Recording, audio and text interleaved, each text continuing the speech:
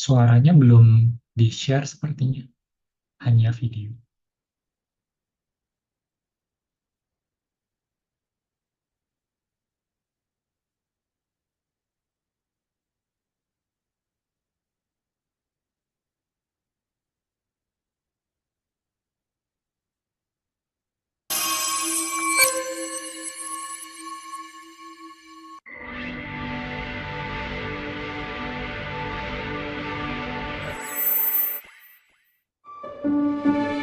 Halo semuanya, saya Natalia IGN Hong Kong. Selamat ulang tahun untuk Indonesian Diaspora Network Global. Lewat video ini, mari kita saksikan bersama bagaimana Indonesian Hong Kong kami bersinergi for a better Indonesia.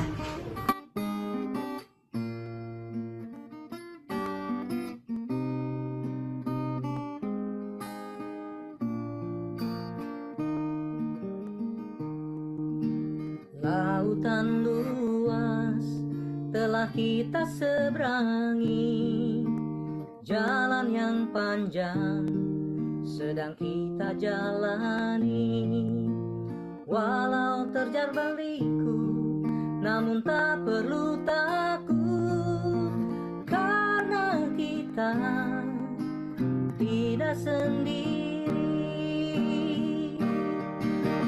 Aku peduli, engkau peduli, kita bersama, kita pasti bisa.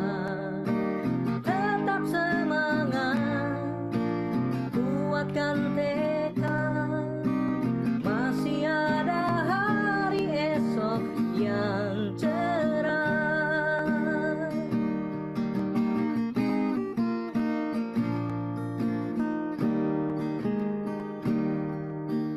Kita berjuang jauh di negeri orang, demi keluarga, masa depan dan bangsa.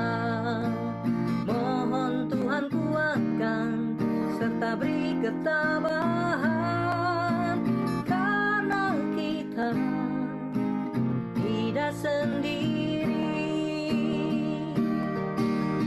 Aku peduli, engkau peduli, kita bersama, kita pasti bisa. Tetap semangat, kuatkan tekad, masih ada hari esok yang cerah. Aku peduli, engkau peduli, kita bersama, kita pasti bisa. Tetap semangat, kuatkan tekad, masih. Behind the closed doors, di balik kisah sukses, ada begitu banyak rintihan yang kadang menyayat nurani. Sebagai pendamping, kita dipanggil untuk melangkah bersama. Bersuara bagi mereka yang tidak mampu bersuara. Lebih daripada itu, menjadikan mereka juga sebagai agen perubahan. Kadang jalan ini sepi, tapi selalu ada harapan. Ada pemerintah dan lembaga masyarakat dan agama. Dan pekerja migran Indonesia, kalian bisa, kalian hebat. Buruh migran adalah bagian dari diaspora yang telah banyak memberikan kontribusi yang cukup besar bagi negara dan juga keluarga. Di tengah pandemi COVID-19, buruh migran sangat membutuhkan bantuan, dukungan dari semua pihak tanpa terkecuali. Mari saling bergandengan tangan, beriringan, dan saling membantu untuk memperbaiki kesejahteraan buruh migran dan anggota keluarganya.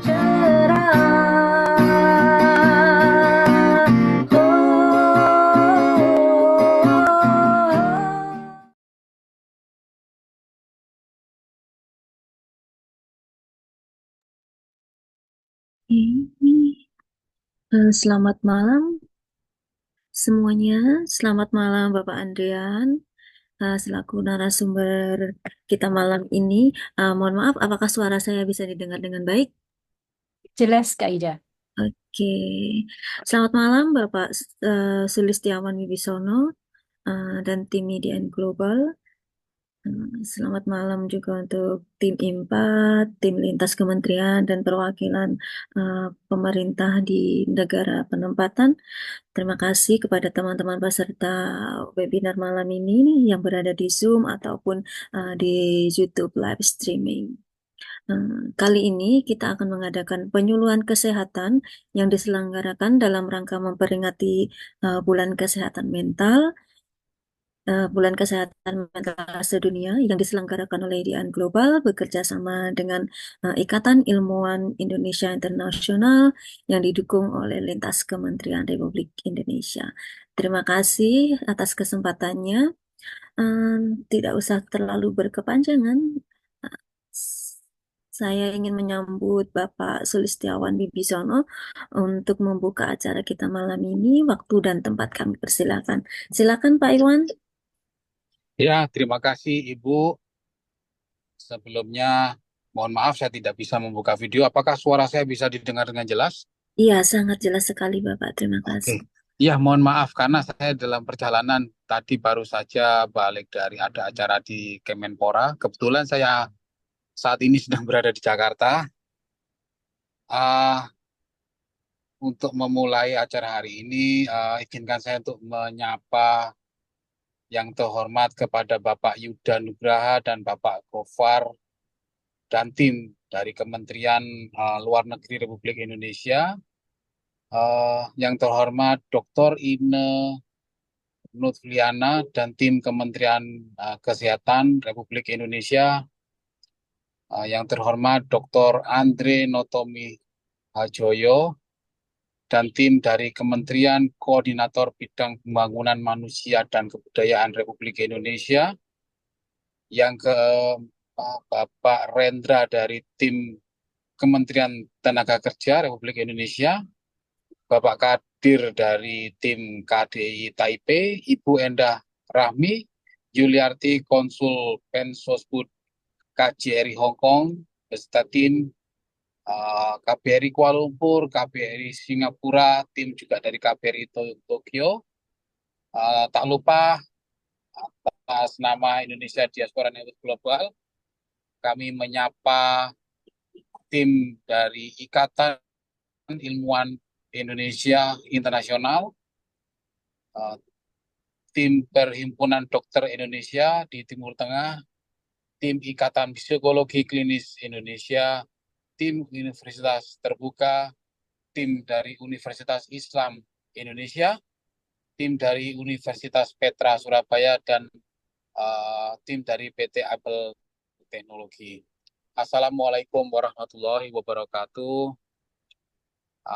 Salam sejahtera untuk kita semua. Om Swastiastu, Namo Buddhaya, Rahayu, salam 24 jam, dan salam diaspora. Terima kasih juga saya ucapkan sebesar-besarnya apresiasi kami dari Indonesian Network Global untuk Mas Adrian Lim yang sudah bersedia untuk meluangkan waktu dan memberikan arahan dan pengarahan kepada kami para diaspora Indonesia, dalam hal ini juga kepada para teman-teman pekerja migran di Indonesia, untuk lebih spesifiknya dalam hal kesehatan mental. Bulan ini adalah bulan kesehatan mental dunia yang di mana harus kita peringati untuk mengingatkan kita akan pentingnya kesehatan mental, terutama untuk para pekerja migran, karena jauh dari rumah, jauh dari keluarga, kesempatan untuk berkomunikasi dengan keluarga mungkin tidak bisa leluasa atau terbatas, tentu akan mempengaruhi kepada keadaan mental atau jiwa dari masing-masing para pekerja dan para diaspora Indonesia. Dalam hal ini kita Indonesia Diaspora Network Global sangat peduli dan ingin membantu, ingin memfasilitasi, dan ingin menyambung atau connecting the dot antara para PMI, para diaspora, dengan teman-teman pemerhati kesehatan mental. Sangat penting karena di negara penempatan, tidak semua diaspora, tidak semua teman-teman PMI itu bisa menyampaikan keluh kesahnya kepada lingkungan sekitar paling tidak. Karena pertama perbedaan bahasa dan perbedaan budaya. Maka dengan ini kami ingin menyambungkan dengan para teman-teman sebangsa, para teman-teman diaspora lainnya untuk saling mengisi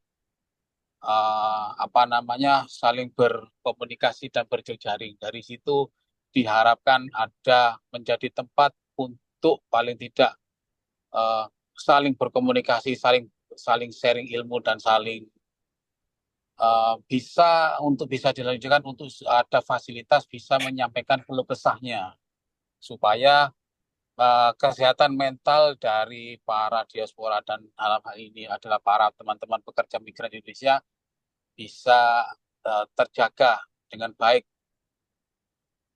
Gerakan Diaspora Network ini adalah gerakan yang diinisiasi pada tahun 2012, 6 Juli di kota Los Angeles. Tapi jauh-jauh sebelumnya, diaspora Indonesia itu sudah berserakan di berbagai macam penjuru dunia.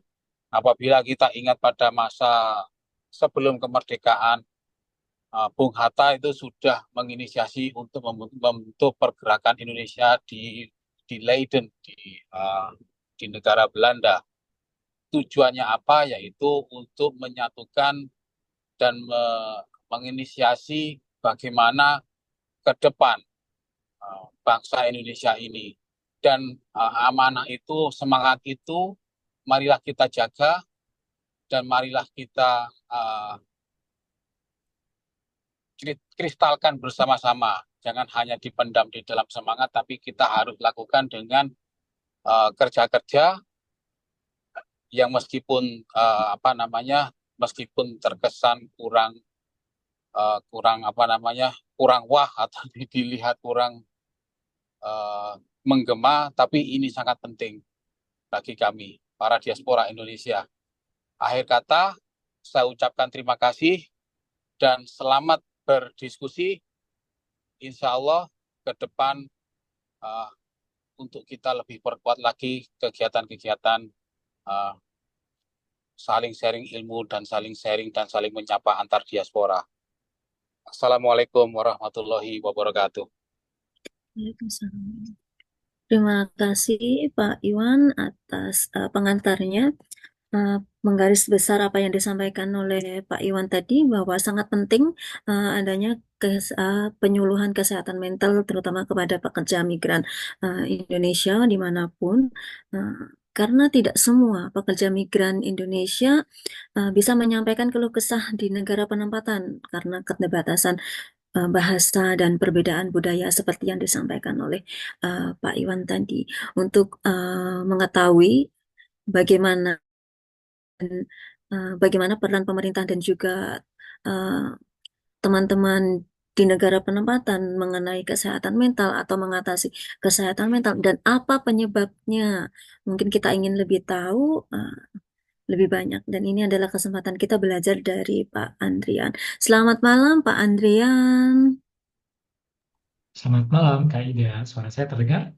Iya, terdengar sangat jelas sekali, Pak. Bagaimana kabarnya, Pak? Kabarnya semangat. Apalagi, wah ini pesertanya hampir 100. Saya grogi. Jangan dilihat nomornya, Pak. Oke. Selain Saya nomor juga orang-orang penting, tambah grogi. di sini Pak Andrian adalah orang yang sangat penting tentunya karena kami semua ingin belajar lebih banyak mendengar dan tentunya bukan cuma mendengar tetapi juga ingin menggarisbawahi, ingin mencatat hal-hal apa saja yang penting untuk kami uh, pelajari di masa depan untuk meningkatkan mental health awareness kepada teman-teman khususnya pekerja migran Indonesia dimanapun berada. Tidak hanya di Hong Kong ataupun Malaysia, tapi juga di negara-negara penempatan yang lain. Untuk icebreaker, menurut Pak Adrian, bagaimana ini kondisi kesehatan mental teman-teman pekerja migran sejauh pandang yang Pak Adrian ketahui karena saya tahu Pak Andrian melakukan penelitian yang sangat-sangat amazing sekali. Mungkin untuk icebreaker saja Pak. Nanti yang lebih detailnya bisa Ya, kita diskusikan lebih panjang. siap, Kak Ida. Kalau untuk yang, karena pekerja migran Indonesia ini kan sangat luas ya, Ya, untuk profesinya akan sangat bervariasi tergantung berbagai faktor, jenis pekerjaannya, kemudian support atau dukungan yang dia dapat, lalu juga mungkin ada keluarga yang menemani atau tidak. Jadi tidak bisa dipukul rata. Nanti kita akan bahas lebih mendalam tentang pekerja rumah tangga migran, PRT migran Indonesia di beberapa negara. Nah, kalau itu saya lebih bisa sharing lebih banyak karena berdasarkan data penelitian seperti itu Kak Ida. oke, terima kasih Pak Adrian. Agenda kita selanjutnya adalah sebenarnya masih dari Pak Adrian juga sih. Tadi kan masih icebreaker-nya. Ini ada materi pengantarnya dari Pak Adrian. Oke, kita langsung Seperti ke yang materi ya. kemarin kita diskusikan ya. Mungkin untuk mempersingkat waktu saja ya Pak. Kalau Silakan, waktu dan tempat kami persilakan untuk Pak Adrian. Untuk teman-teman, setelah session sharing dari Pak Adrian, nanti kita akan melakukan mempersilakan teman-teman untuk bertanya. Oke, silakan Pak Adrian.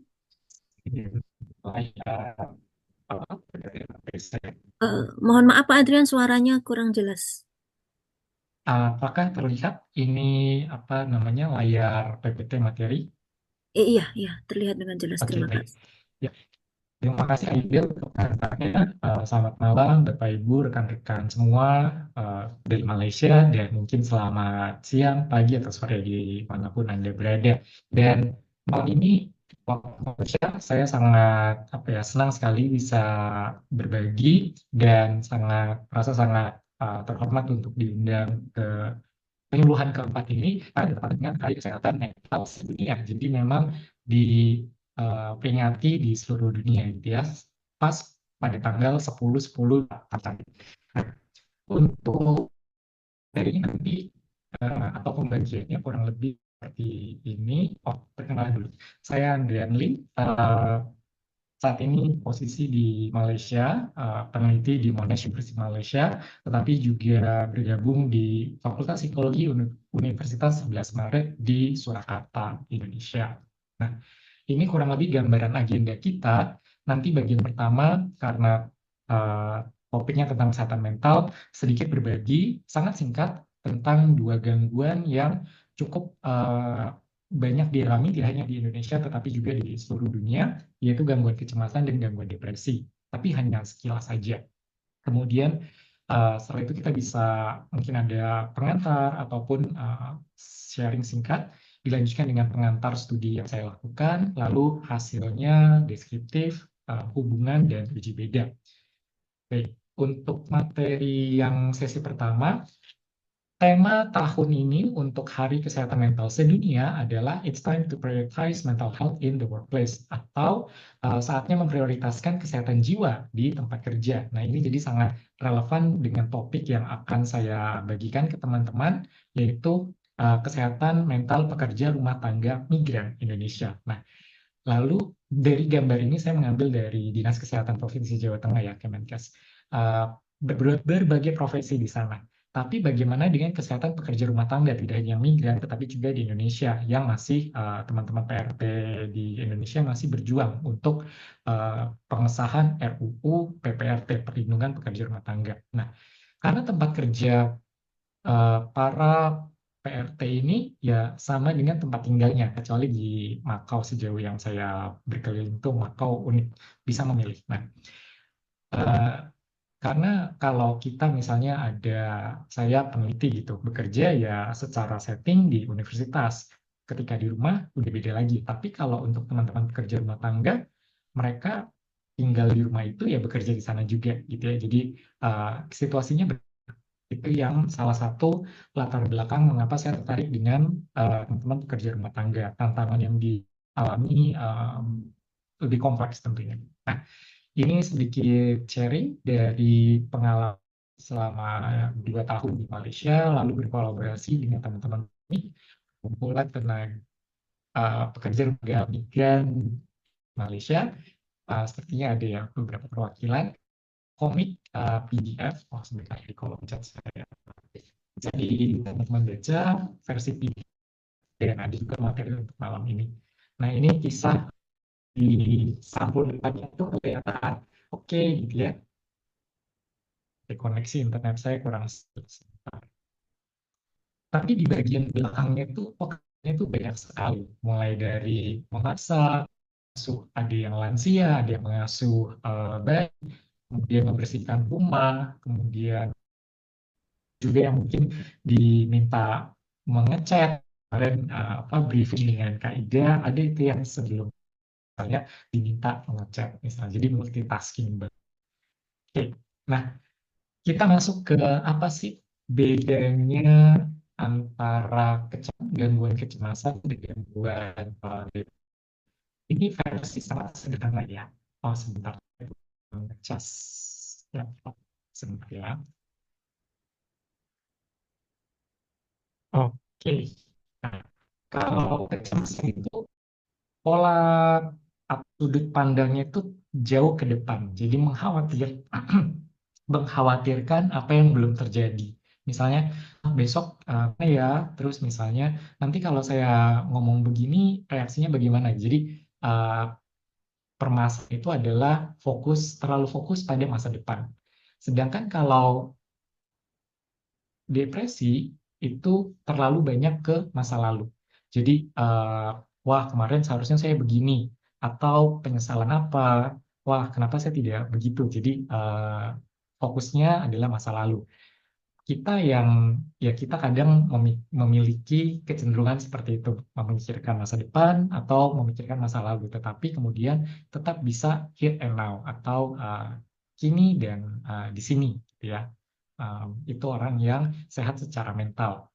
Dan beberapa reaksi umum, baik gejala depresi maupun gejala kecemasan, itu lebih sharing gejala, tetapi nanti perlu makanya tidak di atau self diagnose atau mendiagnosis karena butuh profesional gitu ya, karena gejalanya mirip-mirip, misalnya gelisah, sulit mengontrol perasaan, tersinggung, senggol bacok kalau bahasa awamnya gitu ya, kemudian juga sulit rileks, fokusnya terganggu. Nah ini untuk mereka yang misalnya lagi motong gitu ya, kalau wah apa namanya besok gimana ya, misalnya anaknya mau kuliah gitu ya, gajiannya masih lama gitu, terus bisa kepotong atau tergores gitu. Nah, motivasi menurun, kemudian bisa juga lebih lambat atau lebih cepat daripada biasanya bergeraknya. Ada yang tadi apa namanya mudah bicara atau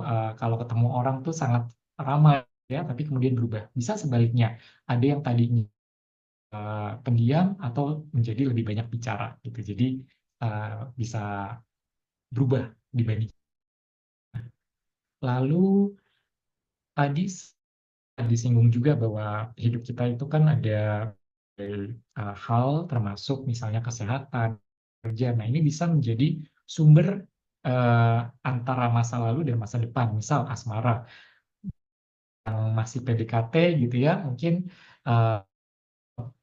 bisa jadian gak ya, atau nanti bagaimana masa depannya gitu, atau yang tetap dalam relasi asmara atau relasi romantis ini masa lalu terpikir, wah kemarin saya seharusnya nggak begini, atau menyesal gitu ya, merasa apa salah pasangan misalnya gitu. Jadi bisa keuangan masa depan masa lalu, kecemasan atau ke apa namanya depresi. Kemudian apa saja yang bisa menimbulkan stres? Kalau stres itu sehari-hari gitu ya, informasi. Misalnya lambat nih informasinya, mau perpanjang paspor, apa aja sih ukurannya? Misalnya kok nggak diupdate, atau mau perpanjang paspor harus apa namanya slotnya. Nah itu, wah ini kok nggak diupdate-update, saya bisa perpanjang paspor misalnya. Atau yang tidak komplit, tidak akurat, sepotong-sepotong, atau yang berubah-ubah. Nah, ini bisa menimbulkan stres. Lalu rahasianya apa untuk menurunkan kecemasan yang masa depan ya? Kalau masa lalu yang depresi, nanti tekniknya beda lagi. Tetapi untuk teman-teman yang mungkin mengalami gejala kecemasan, rahasianya kalau menurut Shakespeare itu ekspektasi gitu ya, pujangga dari Inggris. Ekspektasi kita itu yang kadang membuat kita tuh itu tadi, akar dari gangguan kecemasan itu kan overthinking atau berpikir berlebihan tentang masa depan. Jadi unrealistic atau yang tidak realistis gitu. Jadi misalnya, saya mau bangun rumah gitu ya, atau mau beli sawah 10 hektar. Sawah itu bisa lah gitu ya direncanakan. Tetapi misalnya mau beli sawah 10 hektar, sedangkan mungkin pemasukan tidak setinggi itu. Nah, mungkin bisa diturunkan, beli sawah berapa gitu ya, lebih lebih kecil ukurannya gitu. Itu kurang lebih kaidah untuk pengantar dari dua gangguan yang paling sering dialami tidak hanya masyarakat Indonesia tetapi juga masyarakat umum. Mungkin ada eh, tanggapan dari perwakilan kementerian, sambutan atau dari teman-teman. Silakan saya kembalikan ke Kak Ida. Teman-teman, kebetulan ada yang bertanya Pak satu. Ini saya membaca pertanyaan di di chat. Apakah mau dijawab dulu atau mau memberikan komentar dulu untuk teman-teman? Boleh deh dari Kak Arjo ya, bagaimana Iya, menghadapi iya. peer pressure dari sesama PMI karena bisa bikin mental terganggu. Mm. Nah, peer pressure-nya ini tentang apa? Misal, apakah fashion yang harus begini, harus sama gitu ya, branded atau lain-lain, atau seperti apa? Nah, sedikit berbeda dengan apa yang tadi saya sampaikan, dua gangguan itu. Kalau mau dikaitkan mungkin lebih dekat dengan gangguan kecemasan. Misalnya, kalau saya nggak ngikutin saran teman atau apa yang mereka minta, nanti saya dijauhi. Berarti kan itu lebih ke masa depan gitu ya, kecemasan. Nah, tadi perlu dipilah lagi. Memang kalau saya tidak mengikuti hal tersebut, kenapa sih kalau saya dijauhi? Apakah saya tidak bisa mencari teman lain? Gitu ya. Jadi eh, di dilihat lagi apa namanya plus minusnya. Kalau misalnya peer pressure-nya itu yang baik, misalnya eh, berkegiatan gitu ya, berkegiatan yang positif, senam pagi atau kumpul-kumpul pelatihan. Nah, itu peer pressure iya, tetapi kan secara positif. Tetapi balik lagi, kalau kita memang tidak nyaman, ya kita perlu ungkapkan dengan asertif atau eh, kita utarakan dengan baik-baik gitu ya. Kenapa misalnya nggak bisa ada prioritas lain atau hal lainnya. Jadi eh, perlu kemampuan komunikasi dengan teman-temannya. Seperti itu, Kak Ida. Terima kasih atas tanggapannya Pak Aryan. Bagaimana Kak Arjo? Eh, Mungkin sebagian besar yang digarisbawahi dari pertanyaan Kak Arjo ini cenderung eh, ada senioritas.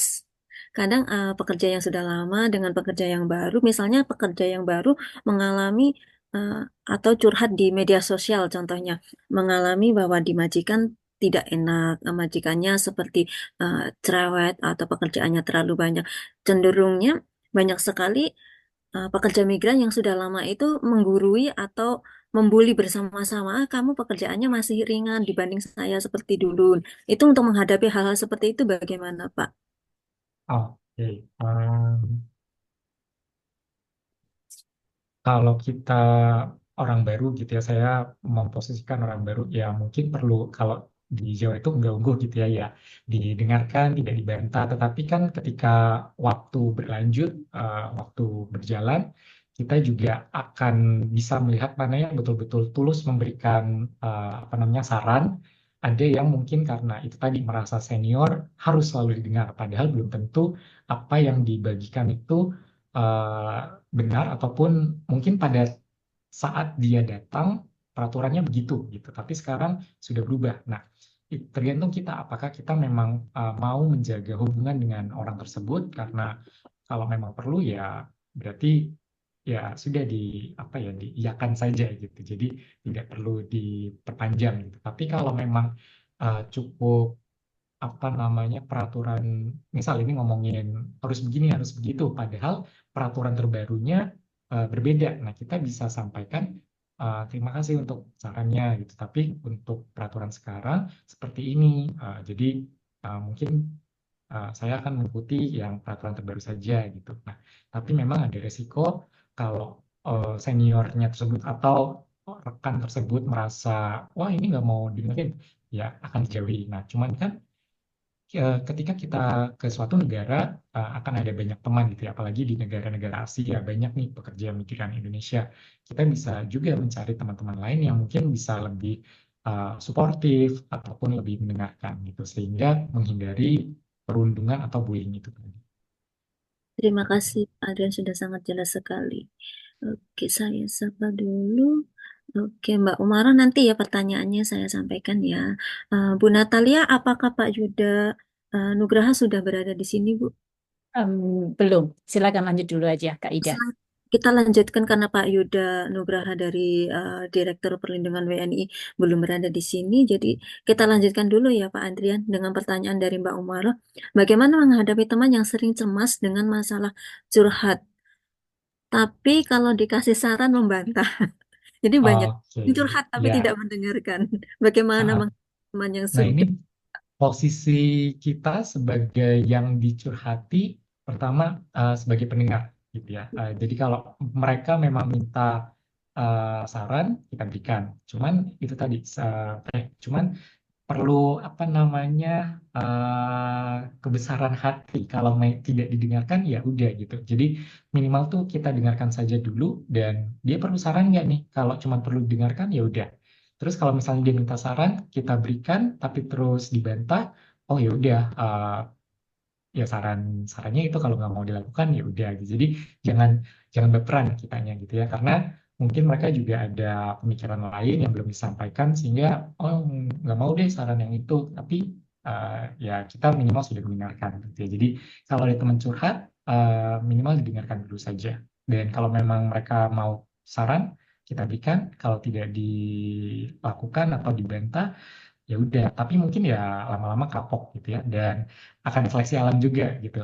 Mungkin nanti teman-teman akan menjauhi atau bagaimana. Jadi yang paling penting ya kita apa sih namanya, ikhlas gitu ya, ketika sudah memberi jangan berharap langsung dilakukan gitu. Jadi memang perlu kebesaran hati. Terima kasih. Saya kasih kesempatan untuk satu pertanyaan terakhir sebelum kita lanjut dengan materi Pak Adrian berikutnya, karena masih panjang sekali materinya. Mungkin dari teman-teman ada yang bertanya atau ingin memberi tanggapan dengan materi pembuka yang disampaikan oleh Pak Adrian. Silakan, boleh angkat tangan.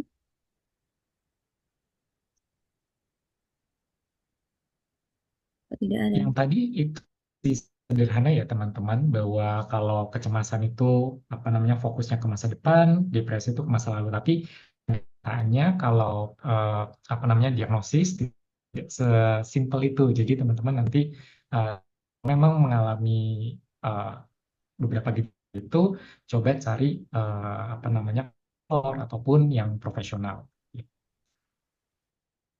Ada pertanyaan lain?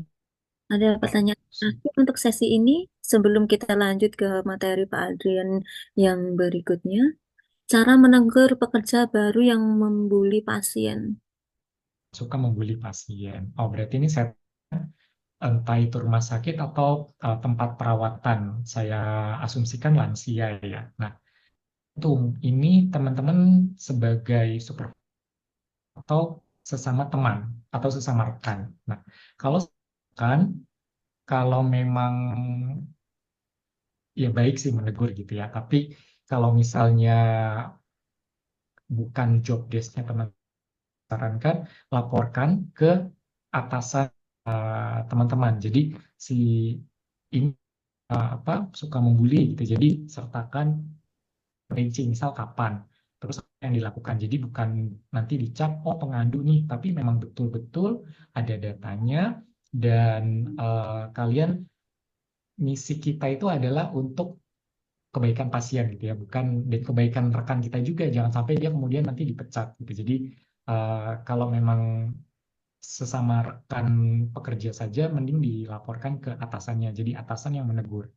Kalau teman-teman sebagai atasan, ya sesuaikan misal itu tadi datanya, jam berapa, hari apa yang dilakukan, lalu solusinya apa. Misal pasien lansianya melakukan ini, terus dia kesal. Nah, dia membuli, karena membuli mungkin ada latar belakangnya gitu ya. Jadi dikasih solusinya juga. Kira-kira kalau pasiennya berlaku atau berperilaku seperti ini, kira-kira apa sebaiknya yang dilakukan? Seperti itu. Ada Pertanyaan Bu, ada Bu materi Kartini sangat relate dari materi Jakarta. Andrian sampaikan. Bagaimana cara mengendalikan kecemasan berlebih pada diri sendiri? Sebelum ke pertanyaan, mungkin ada yang raise hand dulu. Hmm, Aida. Sepertinya nggak ada, Pak, saya. Ada Ibu Nining. Oh, Ibu Nining, silakan Ibu. Baik, terima kasih. Silakan Terima Ibu. kasih, Pak Adrian. Apa kabar? Eh, Kabar baik. Pak Andrian, ini kan berdasarkan penelitian Bapak ya. Saya agak sedikit ingin tahu apakah dalam penelitian itu didapati awareness dari teman-teman itu bahwa memiliki depression atau anxiety gitu ya. Kemudian apakah mereka juga sudah cukup punya kesadaran eh, mencari body system gitu untuk apa namanya, untuk menanggulangi situasinya, menanggulangi keadaannya gitu. Itu aja sih pertanyaan Baik. saya, tahuan saya. Nah, Terima kasih. terima kasih Bu Nining. Dalam studi yang saya lakukan ada bagian itu, tetapi malam ini kita fokus ke kondisi kesehatan mental dan kesejahteraan psikologis teman-teman pekerja rumah tangga. Mungkin nanti bisa di lain kesempatan ada sikap mencari bantuan, kemudian apa lagi, perilaku mencari, ada sikapnya, ada intensi. Nah, mencari bantuan profesional itu ada. Tapi kalau awareness, literasi, saya lupa. Kalau literasi kesehatan mental sepertinya ada juga. Nanti saya coba cek ya. Nah, tapi untuk malam ini kita tidak membahas itu, Bu Nining. Nah, karena Bu Nining sudah menanyakan tentang studi, kalau yang tadi itu baru pengantar umum gitu ya. Mungkin kita bisa lanjutkan saja, Kak Ida. Ada yang raise hand satu, ini mau ditanggapin dulu atau bagaimana, Pak? Mungkin Kayaknya terakhir. deh. Oke, Ya. Oke, silakan. Siapa ini yang raise hand? Bentar, saya lihat. Kak Sumiati, silakan. Silakan, mohon Kak Tria mungkin bisa dibantu unmute ya. Bentar saya buka.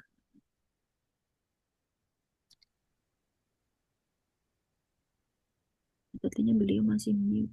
Sudah Baik, unmute. Oke, ya. silakan. Baik, terima kasih atas waktunya. Selamat malam semuanya. Yang akan saya Halo. tanyakan tentang tadi sedikit saya menyimak bahwasanya untuk mengatasi kecemasan itu sendiri adalah memiliki sebuah ekspektasi atau harapan. Bukan begitu, Bapak? Yang realistis, betul. Ya, baik. Setelah kita mempunyai sebuah harapan atau ekspektasi, tapi ternyata faktanya dengan harapan yang realistis, mungkin kita menganggap diri ini realistis, tapi faktanya terkadang dengan harapan itu kita juga bertambah cemas. Contoh hal, seperti saya, misalkan saat ini saya belum bisa membangun rumah. Sementara saya itu semangat bekerja untuk membangun rumah itu sendiri, namun akhirnya menjadi timbul permasalahannya bagaimana nanti kalau tidak terlaksana. Itu salah satu kata yang ditimbulkan, Bapak. Sekian, terima kasih. Mohon jawabannya. Ya, terima kasih, Bu. Saya lupa namanya. Yang di Singapura ya. Nah, ketika kita tadi mau membangun rumah misalnya, di breakdown lagi, misal mau berapa tahun, jadi ada smart gitu ya. Salah satu komponennya itu adalah ada waktunya, jadi ada target. Misal mau oke, dalam 6 tahun bisa di breakdown, misal 1 tahun pertama mau beli tanahnya dulu kalau belum ada tanah, atau kalau sudah ada tanah apakah bangun fondasinya dulu atau mau targetnya berapa nih. Misal udah dihitung mau bangun rumah itu butuh 50 juta misal ya. Terus oke, kita bagi menjadi 6 tahun. Berarti tahun pertama kira-kira saya bisa berapa? 10 juta kah atau 15 juta? Jadi di breakdown kecil-kecil. Kalau misal tahun pertama, wah ternyata sulit ya mengumpulkan 15 juta. Yaudah kita turunkan. Misalnya 8 juta. Tapi kan berarti nggak bisa 6 tahun. Yaudah kita sesuaikan lagi 8 tahun. Jadi untuk memiliki ekspektasi yang rasional itu atau yang realistis juga kita perlu apa namanya mengevaluasi bertahap, bisa 6 bulanan, 1 tahunan gitu. Jadi ketika tidak sesuai rencana kita bisa adjust atau sesuaikan lagi, sehingga itu tadi kalau mikirnya cuman bisa nggak ya, kalau cuman seperti itu tapi tidak di breakdown, nanti terjebak di situ di kecemasannya, bisa nggak ya. Nah, makanya perlu di breakdown lebih kecil-kecil tugasnya. Oke, Nah, asik. kita lain Mungkin sama-sama. berarti kita lanjut ke materi berikutnya dulu ya, Pak ya. Nah, Iya. Nah, beberapa ini bagian apa? Bagian kedua ini tentang studi yang saya lakukan. Judulnya atau topiknya itu tentang kesehatan mental pekerja rumah tangga migran Indonesia. Kita singkat PRT-MI yang mengasuh lansia. Karena eh, kalau PRT tidak hanya di migran sebetulnya, tapi yang Indonesia. Ada yang dia PRT pure atau murni mengurus rumah, ada juga yang diminta mengasuh entah itu anak-anak, mengasuh lansia atau semuanya gitu ya. Nah, studi saya fokus pada PRT migran Indonesia yang mengasuh lansia di 5 negara Asia. Oke.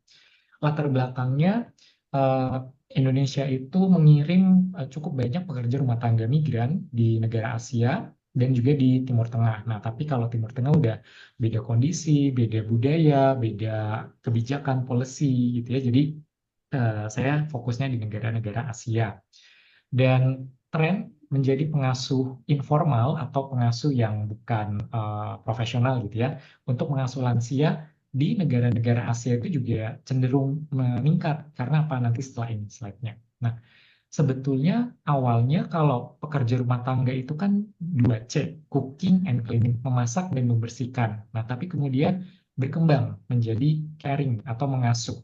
Kalau mengasuh lansia ya yang kegiatan sehari-hari, menemani, medikasinya, nyiapin obat, apa, memandikan dan lain. Jadi 3C gitu ya. Nah, tujuan dari studi saya adalah memeriksa kesehatan mental dan kesejahteraan psikologis para pekerja rumah tangga migran Indonesia yang merawat lansia di negara-negara Asia. Ini salah satu contoh. Ini saya ambil di Makau. Ini weekend nih, Sabtu atau Minggu sore, yang sebetulnya hari libur pekerja rumah tangga. Tapi eh, kadang saya lihat juga kan ngumpul nih pekerja rumah tangga Indonesia. Kita ada acara, ada 1 atau 2 yang membawa opa atau omanya gitu, karena keluarga ini mereka misalnya mau pergi, sulit kalau membawa lansia, jadi nitip ya gitu. Padahal itu hari liburnya dikasih uang tambahan lah. Gitu. Nah, ya senang sih melihat akrab gitu, tapi kan jadinya tetap harus menjaga lansianya gitu. Jadi ini alasan saya latar belakang kenapa tertarik untuk spesifik pada PRT yang mengasuh lansia. Um, karena itu tadi PRT sendiri itu udah beda atau tantangannya besar, ini apalagi harus mengasuh lansia. Ya. Kalau kita lihat perbandingan beberapa negara, teritori, kurang lebih sama untuk kategori pendapatannya menurut Bank Dunia. Malaysia itu upper middle, jadi yang menengah ke atas. Sementara yang negara lain itu pendapatan yang tinggi, ya. Nah, kalau rasio usia tergantung ini semakin tinggi angkanya, maka rasio orang gini, yang rasio tergantung ini ya. Jadi semakin tinggi berarti angka jumlah lansia di negara itu semakin besar. Sehingga orang muda atau yang usia produktif dari 15 sampai 64 tahun itu harus menanggung lansia ini gitu ya. Jadi bisa dilihat Malaysia itu memasuki rasio usia tergantung 10%. Aging population kalau 11% gitu ya. Nah, kita lihat Jepang. Jepang tuh paling tinggi. Disusul Hong Kong, terus juga Singapura, Taiwan gitu ya. Jadi piramidanya itu terbalik. Lansianya yang paling besar. Nah, kemudian populasi seiring ya. Jadi di Jepang populasi yang usia 65 tahun ke atas juga lebih tinggi di Jepang dibandingkan negara-negara lainnya. Harapan hidupnya ini juga yang membuat kenapa sih lebih banyak lansia di negara-negara ini, karena kemajuan teknologi, kemajuan bahan makanan atau organik yang lebih banyak pilihan gitu ya. Terus juga gaya hidup gitu. Nah, itu mengapa di Jepang, Makau, Hong Kong, Singapura lebih tinggi untuk dia hidupnya, harapan ekspektasi hidupnya itu. Nah, ini kurang lebih perbandingan beberapa negara. Untuk Kak Ina, setelah ini tentang studi nanti saya tanya jawab ya. Untuk studinya sendiri, potong lintang atau di beberapa tempat sekaligus dilakukan di 2022 selama kurang lebih 3-4 bulan. Survei online, keterbatasannya adalah tidak semua pekerja rumah tangga itu memiliki akses handphone ataupun data. Jadi memang keterbatasannya mereka yang tidak memiliki akses handphone ataupun internet tidak bisa menjadi partisipan saya. Lalu di 5 negara dan teritori, Malaysia, Singapura, Taiwan, Hong Kong, dan Macau, karena itu tadi jumlah lansia banyak, pekerja rumah tangga Indonesia juga lumayan banyak di sana. Usia minimal 18 tahun, bekerja sebagai PRT migran di negara tersebut minimal 1 tahun, dan mengasuh lansia usianya 60 tahun selama minimal 1 tahun. Kalau PRT-nya itu spesifik atau khusus mengasuh lansia, dia tidak mencuci, tidak membersihkan rumah, pokoknya hanya mengasuh lansia aja. Nah, itu tidak menjadi partisipan, kemudian tidak terdokumentasi atau undocumented karena nanti beda dinamikanya. Dan dia visanya bukan visa kerja. Nah, jadi itu tidak menjadi target partisipan studi. Oke, kita masuk ke sebelum deskriptif, kita buka sesi sambutan atau tanya jawab. Kak Ida, tadi Tadi ada Kak Ina Pertimik yang angkat tangan kalau misalnya masih mau. Kak Inah tadi dari Malaysia, boleh bicara mungkin Mbak? Oke, mana Kak Inah? Atau mau menanggapi pertanyaan yang ada di kolom chat dulu, Pak? Tadi ada Kak Kiho yang bertanya bagaimana cara mengatasi majikan yang tiba-tiba suka marah. Jadi misalnya pergi ke luar negeri atau pergi dari mana, tiba-tiba pulang suka marah tanpa alasan seperti itu. Dan ini juga mengaruhi kesehatan mental teman-teman. Betul, tentu pasti. Nah, ini konteksnya perlu, karena sangat singkat ya, saya tidak tahu apakah ada pemicunya majikan ini tiba-tiba marah. Kalau tiba-tiba marah banget itu bisa dibayangkan, tetapi kalau ada konteksnya mungkin bisa lebih alternatif solusinya bisa lebih tepat sasaran. Misal tadi majikan pulang dari luar rumah, apakah karena dia pas di luar rumah itu ada kejadian apa sehingga kesal kemudian dilampiaskan di rumah, bisa jadi itu ya. Kesannya jadinya tiba-tiba, padahal ya ketika di luar rumah itu ada pemicunya. Nah, tapi fokusnya di rumah gitu ya. Jadi ya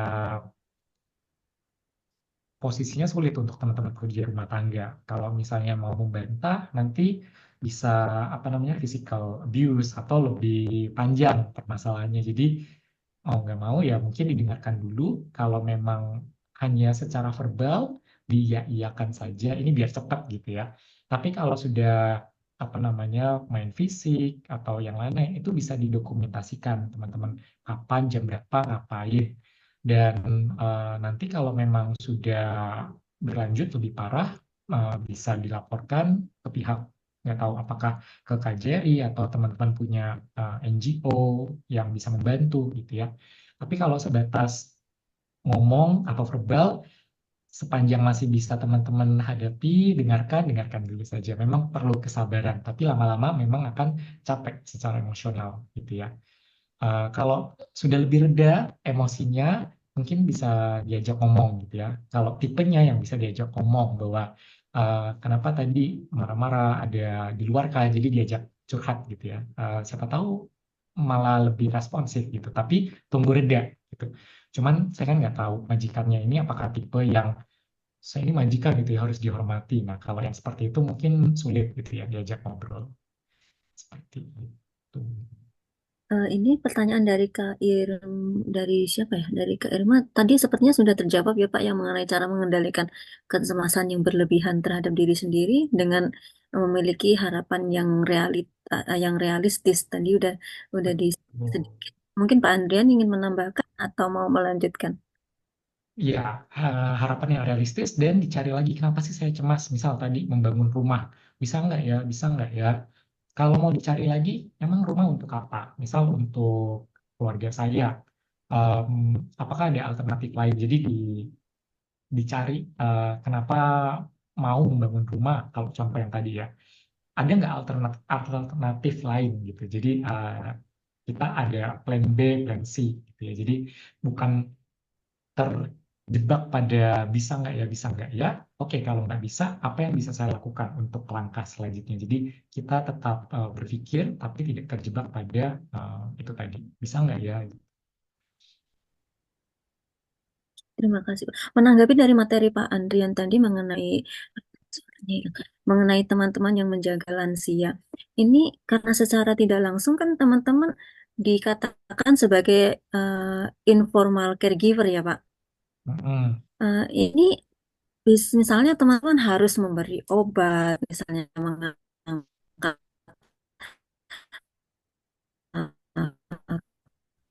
kakek atau neneknya, apakah ini akan sangat mempengaruhi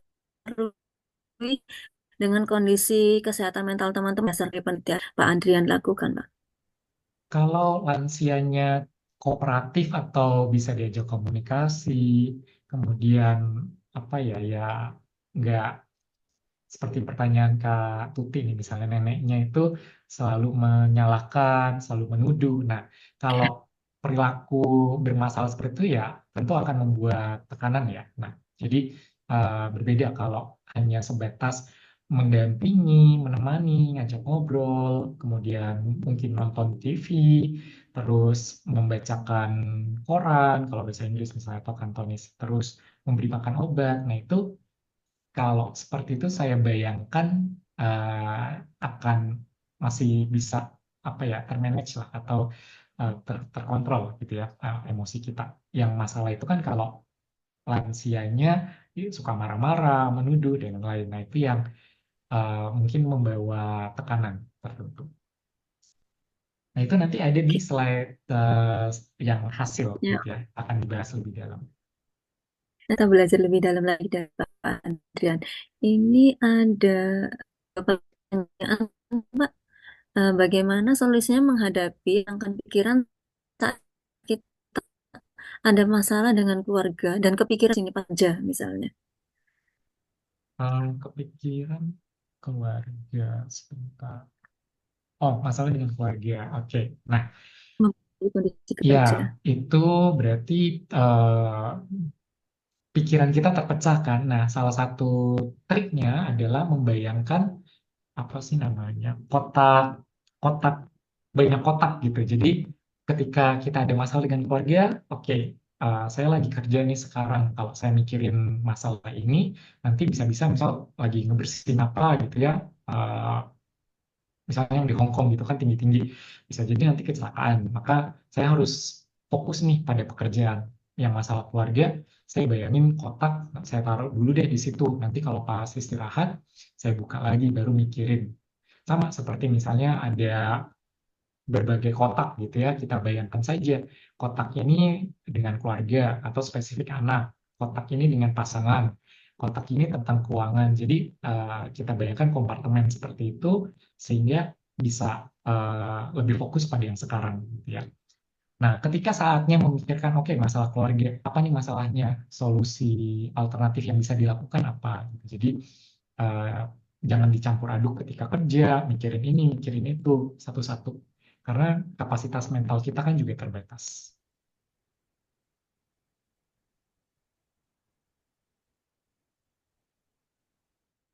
Ada pertanyaan berikutnya, sebentar. Ada dua pertanyaan berikutnya, Pak. Bagaimana harus menghadapi anggota majikan yang berbeda-beda aturan? Misalnya, uh, ibu menyuruh anaknya nyuruh B, nanti di kesehatan Oke. mental teman sebenarnya. Nah, ini saya yakin ada materi tentang anak-anak pekerja migran. Mungkin nanti dari Bu Natalia bisa promosi. Apakah sudah pernah? Kalau sudah pernah berarti YouTube-nya bisa dibagikan. Kalau belum pernah mungkin nanti agendanya kapan gitu ya. Karena kalau untuk pengasuhan anak pekerja migran itu kompleks juga topiknya. Jadi butuh apa analisis dan diskusi yang lebih mendalam gitu untuk saat ini daripada hanya sepotong-sepotong nanti saya salah memberikan informasi atau tidak akurat. Jadi mungkin bisa dibahas di lain kesempatan gitu ya untuk anak pekerja migran yang di Indonesia. Mungkin kita perlu jadwalkan khusus ini bagaimana menjaga kondisi kesehatan mental keluarga di Indonesia sementara kita bekerja di luar negeri ya, Pak. Betul, Saya dan ahlinya ada ahli yang lain. Kalau saya tidak apa terlalu banyak berkecimpung dalam bidang tersebut pengasuhan anak pekerja migran. saya catat mungkin nanti bisa akan ke DN untuk membuat inar khusus ini. Oh, Menjaga. Oke, oke. sudah dicatat. Satu pertanyaan terakhir dari Kak Sariem ya. Habis itu kita lanjut. Ya. Menjaga Ini lansia karena sudah ini berupa Pak.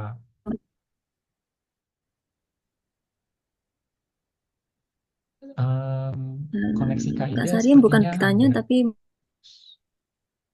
oke unstabil. Ini dari Kak Sariem memberi sharing. Oke, tanggapan, menjaga bukan lansia. bertanya. Jadi idenya boleh boleh bagi ke teman-teman. Di beliau membuat catatan bagaimana menjaga lansia, mulai pembukuan, memberi obat dan semuanya dengan gamblang nanti tinggal disalurkan ke dokternya. Dan ini sangat membantu sebenarnya. Iya, Oke. betul. Apalagi sudah berurusan dengan medikasi atau obat-obatan, kita perlu hati-hati juga kan, jangan sampai lupa memberi obatnya atau dosisnya salah. Jadi memang, nah mungkin itu yang membuat stresnya gitu ya. Ada tekanan bahwa wah nanti kalau salah nanti dimarahin atau lansianya kenapa-napa. Mungkin tekanannya di situ gitu. Jadi memberi obat yang kesannya simple tapi ada tanggung jawab yang besar. Jadi memang apa namanya menjadi informal caregiver itu juga sesuatu yang challenging atau menantang. Gitu ya. Oke, Terima kita bisa kasih. lanjutkan Kak Ida. Sebelum lanjut materi sebelum lanjutkan materi berikutnya, kita boleh ambil foto dulu, Pak. Oh, Mungkin oke, saya stop share ya. eh, Oke. karena tadi ada belum semua. Nanti tidak berada belum belum dari dia. Setelah ini kita lanjutkan dengan mudah di tempat kali ya. Apakah Adrian ada di tempat? Baik.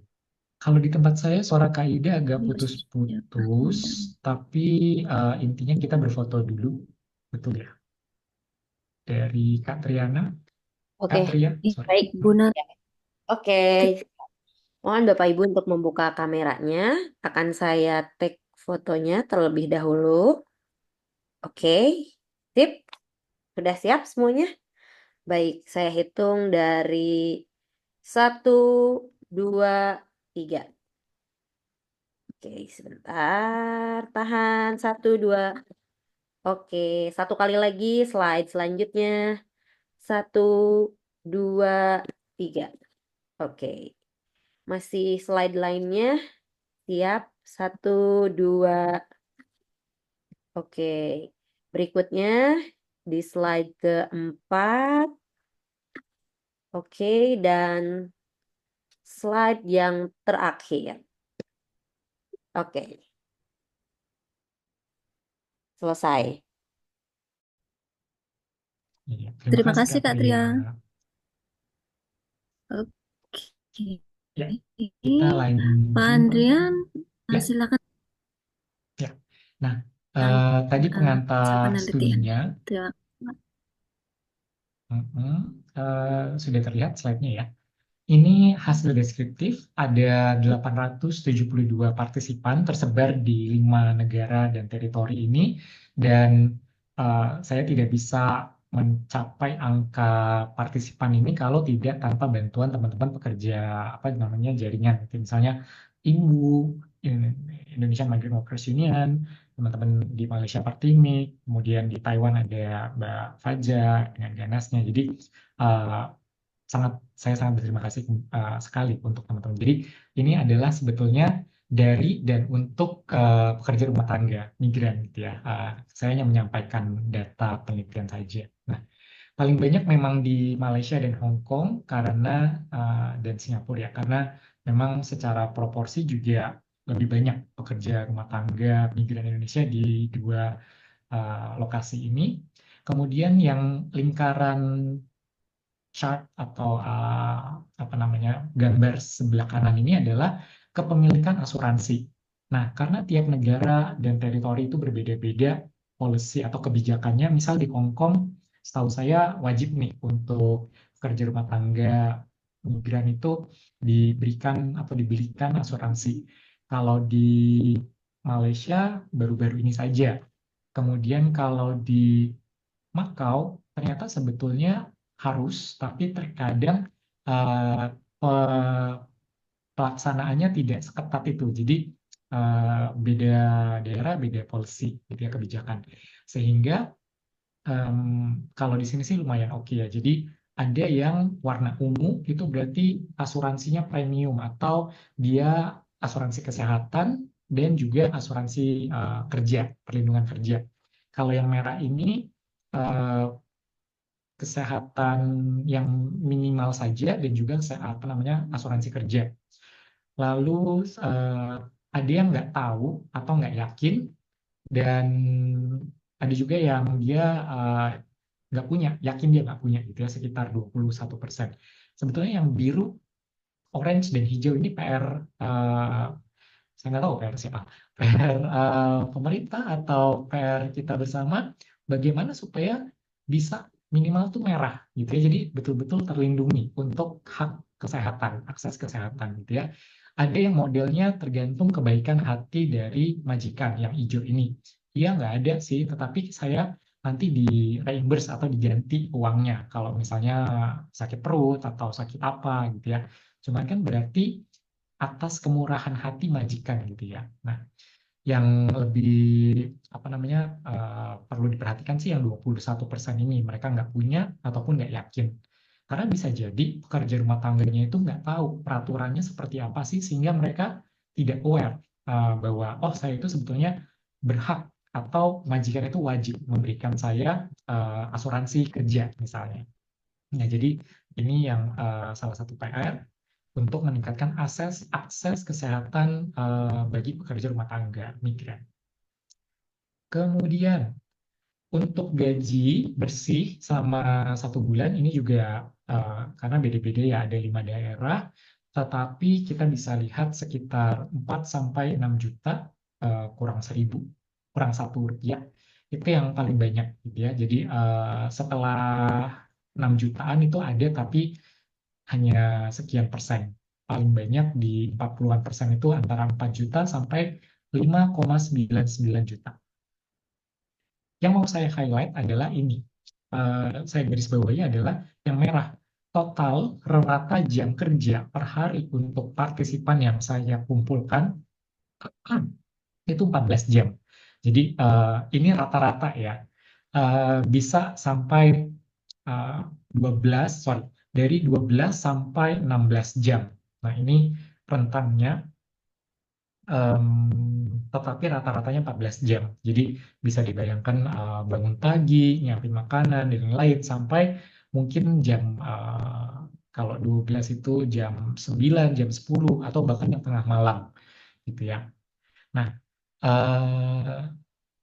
dari 14 jam itu berapa lama sih yang dipakai untuk mengasuh lansia? Ternyata setengahnya atau 7 jam. Jadi S atau 4 jam sampai 10 jam gitu ya untuk mengasuh lansia. Berarti kan setengah waktu kerjanya pekerja rumah tangga yang mengasuh lansia dihabiskan untuk mengasuh lansia gitu. Jadi sebetulnya dia pekerja rumah tangga atau pengasuh lansia gitu. Jadi mungkin perlu diperjelas juga di kontrak gitu ya. Nah, berapa jam sih yang perlu atau bisa dihabiskan, dialokasikan untuk mengasuh lansia?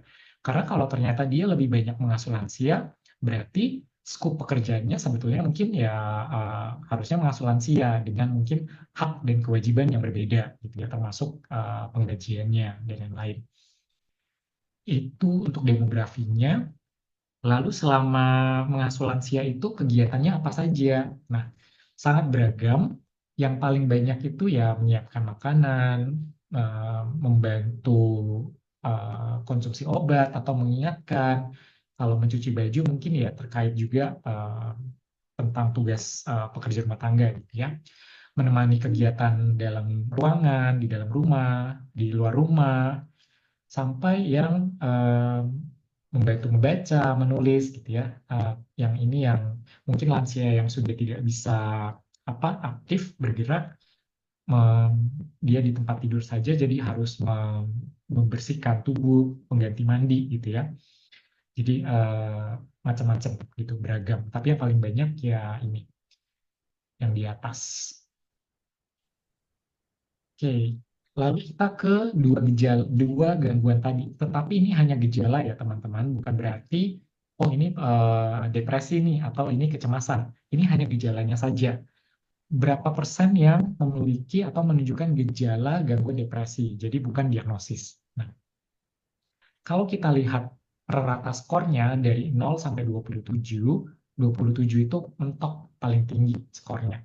Rata-ratanya itu adalah 7 atau kalau secara teoritis 27 dibagi 2 kan 13 something. Nah, cenderung rendah nih 7. Nah, tapi kalau kita bagi berdasarkan keparahannya, itu yang kita lihat adalah yang skornya 10 dan 10 ke atas. Jadi sedang sampai berat. Persentasenya berapa sih? Sekitar 21% menunjukkan gejala depresi klinis. Nah, ini yang perlu mendapatkan pertolongan profesional gitu ya. Yang ringan ya masih bisa di manage sendiri gitu. Kalau yang minimal oke lah gitu, bagian sehari-hari. Nah, 21% ini yang harusnya mendapatkan akses ke tenaga kesehatan profesional. Sedangkan yang kecemasan juga cenderung rendah kalau secara rata, tapi kalau kita lihat kategorinya, ini lebih rendah prevalensi atau persentasenya. Sekitar 11% yang menunjukkan gejala kecemasan klinis atau membutuhkan tenaga kesehatan profesional. Nah, ini mungkin teman-teman yang berkecimpung di kesehatan mental, konselor ataupun yang NGO bisa lebih fokus di depresi misalnya, karena kalau yang kecemasan lebih rendah. Atau teman-teman dari perwakilan kementerian bisa meningkatkan layanan untuk kesehatan pekerja rumah tangga, migran ataupun pekerja migran secara umum. Lalu kesehatan yang lain, kesehatan psikologis, tekanan mengasuh itu cenderung rendah, 0 sampai 88. Kalau rata teoritisnya itu 40-an, ini skornya adalah 30, berarti cenderung rendah, tetapi bukan berarti tidak ada tekanan ya, ada, tetapi cenderung rendah. Kemudian rasa kesepian, ini teoritisnya itu 15. Skor dari partisipan itu 11, jadi ya lumayan di tengah gitu ya, cenderung ada tapi cenderung rendah juga.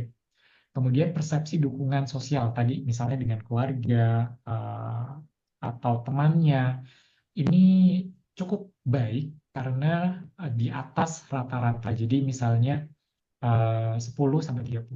20. Rata teoritisnya itu 20, di partisipan menunjukkan 22, jadi sedikit di atas rata-rata bahwa mereka merasa mendapat dukungan, entah itu teman-teman senegara atau yang di rumah lewat video call atau bagaimana caranya mereka terkoneksi gitu ya. Lalu rasa otonomi atau merasa bahwa saya bisa mengatur kegiatan saya, mau misalnya, oh hari ini saya mau bersihin ini dulu, mau mengasuh lansia itu nanti jam berapa misalnya. Jadi ada otonomi di sana, cenderung tinggi, jadi cukup oke gitu ya. Rata teoritisnya itu 28-an, di sini 39, berarti cenderung tinggi. Ya. Lalu kepercayaan diri mengasuh dari 0 sampai 1.500, ratanya itu yang di tengah itu 750, di sini partisipan 1.100. Jadi mereka cenderung percaya diri bisa mengasuh lansia. Itu adalah hal yang bagus, tetapi ingat bahwa pekerja rumah tangga seharusnya tidak mengasuh lansia, yang apalagi yang sakit parah gitu ya. Jadi ini adalah hal yang bagus, cuman itu tadi jangan sampai mereka dieksploitasi. Oke, di sini kita jeda dulu. Ada pertanyaan atau tanggapan atau sambutan sebelum ke hasil korelasi. Silakan, Kak Ida. Saya ingin kita sebaiknya mendengarkan tanggapan dulu, mungkin dari Ibu Endah dari KJRI Hong Kong atau dari Pak Kadir dari KDI Naker, atau mungkin Andre dari Kemenko PMK, silakan, atau Pak Irfan dari Kementerian Tenaga Kerja, boleh juga dari dari Kementerian Kesehatan, mungkin Pak Slamet Riyadi. Silakan siapa saja, boleh duluan.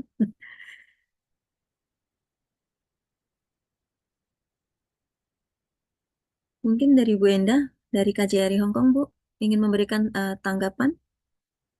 Bu Endah di sini ya? Sepertinya tidak ada respon. Oke, saya tadi lihat Pak Kadir. Pak Kadir dari Kadinaker, apakah Bapak ingin memberikan beberapa tanggapan? Oh, ini ada dari Pak Slamet Riyadi. Silakan Pak.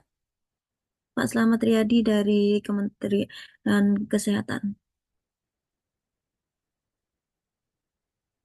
Ya, baik, terima kasih. Suara saya terdengar ya? Terdengar sangat jelas sekali, Bapak. Ya, mohon izin saya nggak buka kamera karena udah malam. Eh, baik, jadi menarik apa yang dibahas pada malam hari ini. Jadi memang masalah kesehatan mental itu juga menjadi concern bagi katakanlah semua pekerja ataupun masyarakat secara umum ya. Dan saat ini kita sedang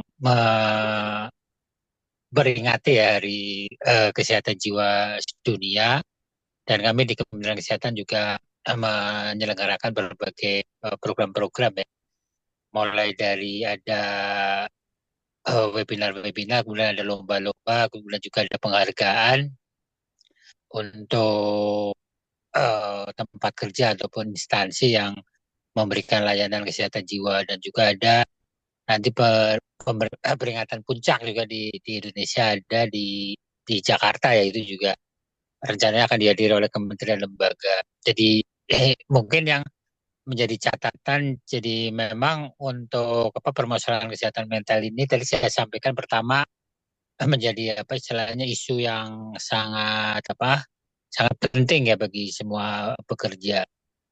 Nah, kemudian juga tadi juga saya rasa banyak pertanyaan-pertanyaan yang memang kita perlu mendorong untuk ada satu pendampingan ataupun tenaga yang terkait ya, untuk bagaimana bisa membantu atau setidaknya menjadi teman curhat tadi ya. Jadi kan sebenarnya banyak yang curhat-curhat juga gitu ya. Jadi setidaknya bisa mengurangi beban ataupun persoalan yang ada.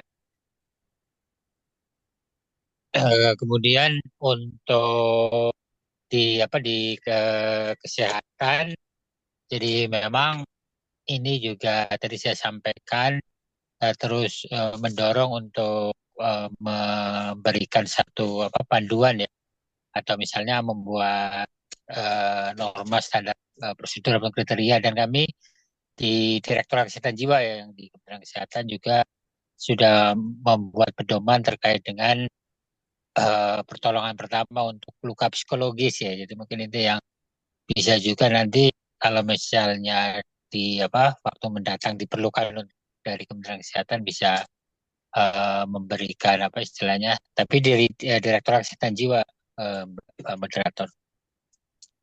Jadi mungkin itu sedikit tambahan, dan terima kasih ya, kami memberikan apresiasi untuk diskusi kali ini yang saya rasa juga sesuai ya, karena memang sekarang sedang memperingati Hari Kesehatan Jiwa Sedunia gitu ya. Dan demikian, terima kasih. Assalamualaikum warahmatullahi wabarakatuh. Waalaikumsalam warahmatullahi wabarakatuh. Terima kasih Pak Slamet Riyadi.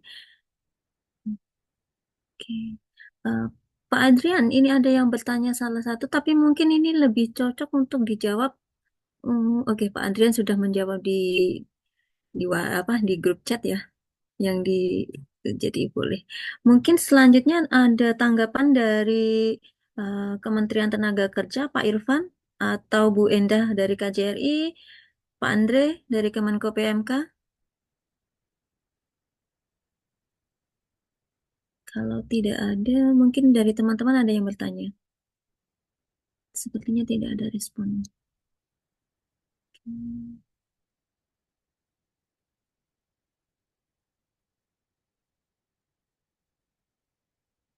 Ibu Endah dari KJRI Hongkong sepertinya juga tidak ada respon.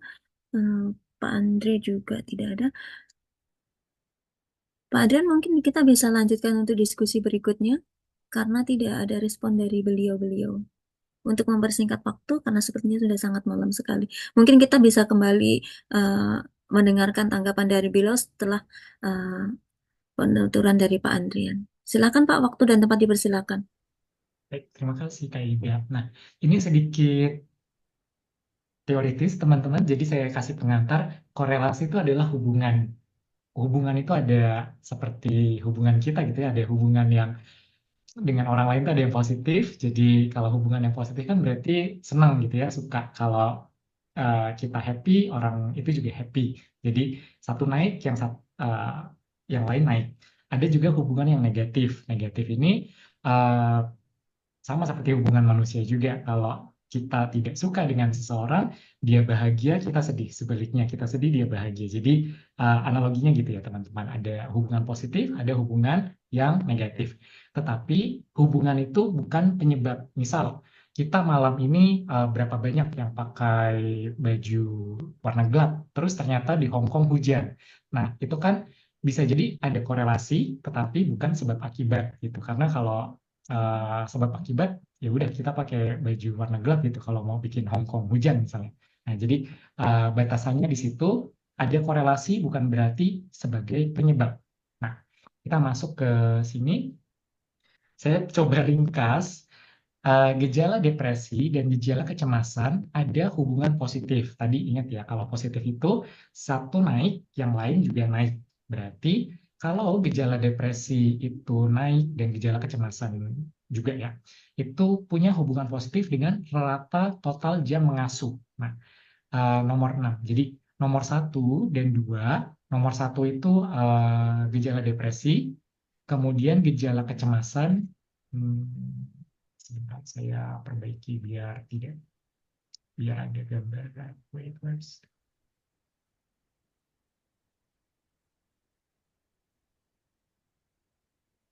Nah, nomor 1 itu gejala depresi, nomor 2 itu gejala kecemasan. Yang ini ya, ini nama alat ukurnya. Ini tabel, jadi 1 sampai 16, 1 sampai 16. Keterangannya di sini. Gejala depresi kita lihat dia berkorelasi, berhubungan positif dengan nomor 6, yaitu rata total jam mengasuh dalam sehari. Kemudian nomor 11, kefasihan atau kelancaran berbicara bahasa lokal. Kemudian nomor 12, tekanan mengasuh dan rasa kesepian. Artinya, gejala depresi dan gejala kecemasan akan semakin tinggi kalau total jam itu juga semakin tinggi mengasuh. Atau menariknya, kefasihan atau kelancaran berbicara bahasa lokal itu semakin tinggi. Mungkin, ini logika saya ya. Karena semakin diajak ngomong, misalnya lansianya gitu ya, dia nuduh apa, terus karena kita fasih atau lancar bicara bahasa lokal, kan kita ngebantah nih, terus lansianya ngomong lagi, jadi semakin depresi, semakin cemas gitu. Nah, eh, itu mungkin yang terjadi gitu. Jadi menarik nih bahwa berbicara bahasa lokal ternyata beresiko meningkatkan gejala depresi. Tapi bukan berarti jangan belajar bicara bahasa lokal ya. Justru teman-teman harus bisa memahami bahasa lokal gitu. Tekanan mengasuh tadi misalnya yang lansianya, karena mungkin dari lansianya berperilaku yang agresif dan lain-lain. Jadi tekanan mengasuh itu semakin tinggi, gejala depresi dan gejala kecemasan semakin tinggi. Rasa kesepian juga membuat gejala depresi itu semakin tinggi juga gitu. Tapi bukan kausalitas, bukan berarti kalau rasa kesepian itu membuat gitu ya. Jadi hanya korelasi saja. Kalau ada angka 1 di atas, ini berarti hanya di salah satunya, hanya pada gejala depresi gitu ya. Sebaliknya, gejala depresi dan gejala kecemasan berkorelasi negatif. Berarti kalau nomor 3, 7, 15, 16 ini naik, gejala depresi dan gejala kecemasan justru turun. Kok bisa? Kak, ayo kita coba bedah. Nomor 3 itu apa sih? Total lama bekerja. Nomor 7 itu usia. Logikanya atau kita interpretasi, kalau yang lebih senior kan berarti sudah lebih paham rutinitasnya ngapain, kebiasaan lansianya mungkin, kemudian juga jam-jam kapan harus ngapain, terus juga kalau saya butuh apa, saya harus kemana, tanya siapa, atau harus ngapain, itu kan mungkin orang yang sudah lebih lama tuh lebih punya informasi pengetahuan itu ya dibandingkan mereka yang baru datang. Sehingga stres dikit, oh saya tahu nih harus ngapain, saya harus ngomong apa ke majikan. Jadi asumsi saya kenapa total lama bekerja itu korelasinya negatif. Semakin lama dia bekerja di negara itu, gejala depresi dan gejala kecemasannya semakin menurun. Sama dengan usia. Walaupun tua itu tidak selalu bijaksana gitu ya, tapi bisa jadi itu tadi mana yang harus dipikirin, mana yang ya numpang lewat aja gitu ya, misal yang majikan cerewet, mungkin yang sudah lebih usianya lebih matang, ya gitulah majikan saya, jadi dibawa slow gitu. Jadi usianya mungkin terkait juga dengan total lama bekerja itu juga ya. Rasa otonomi, nah mereka partisipan yang merasa saya punya kebebasan quote and quote ya, bisa hari ini mau ngapain dulu deh, atau otonomi hari libur ya hari libur misalnya gitu. Jadi kalau rasa otonominya itu semakin tinggi, gejala depresi dan gejala kecemasannya juga semakin rendah. Maka mungkin mereka yang punya hari libur nih, teman-teman yang di Malaysia nih, cuti. Kalau bahasa Malaysia itu cuti. Masih perlu advokasi bahwa cuti itu kan berarti mereka punya otonomi ya. Saya hari ini mau ngapain, saya bebas mau kemana, mau ngapain. Nah itu bisa berkorelasi negatif dengan gejala depresi dan kecemasan itu tadi. Selanjutnya kepercayaan diri untuk mengasuh, karena logikanya kalau dia tahu, misal lansianya, wah lansianya begini nih, saya harus apa? Nah itu mereka yang punya kepercayaan diri untuk mengasuh lebih rendah gejala depresi dan kecemasannya. Ini dari hasil korelasi. Kita lanjut sedikit ke uji beda. Kalau yang tebal atau dicatat tebal itu berarti secara statistik signifikan perbedaannya. Kepemilikan asuransi ternyata ada bedanya nih antara mereka, antara 5 grup ini ya, 5 grup. Gejala depresi dan gejala kecemasannya itu berbeda.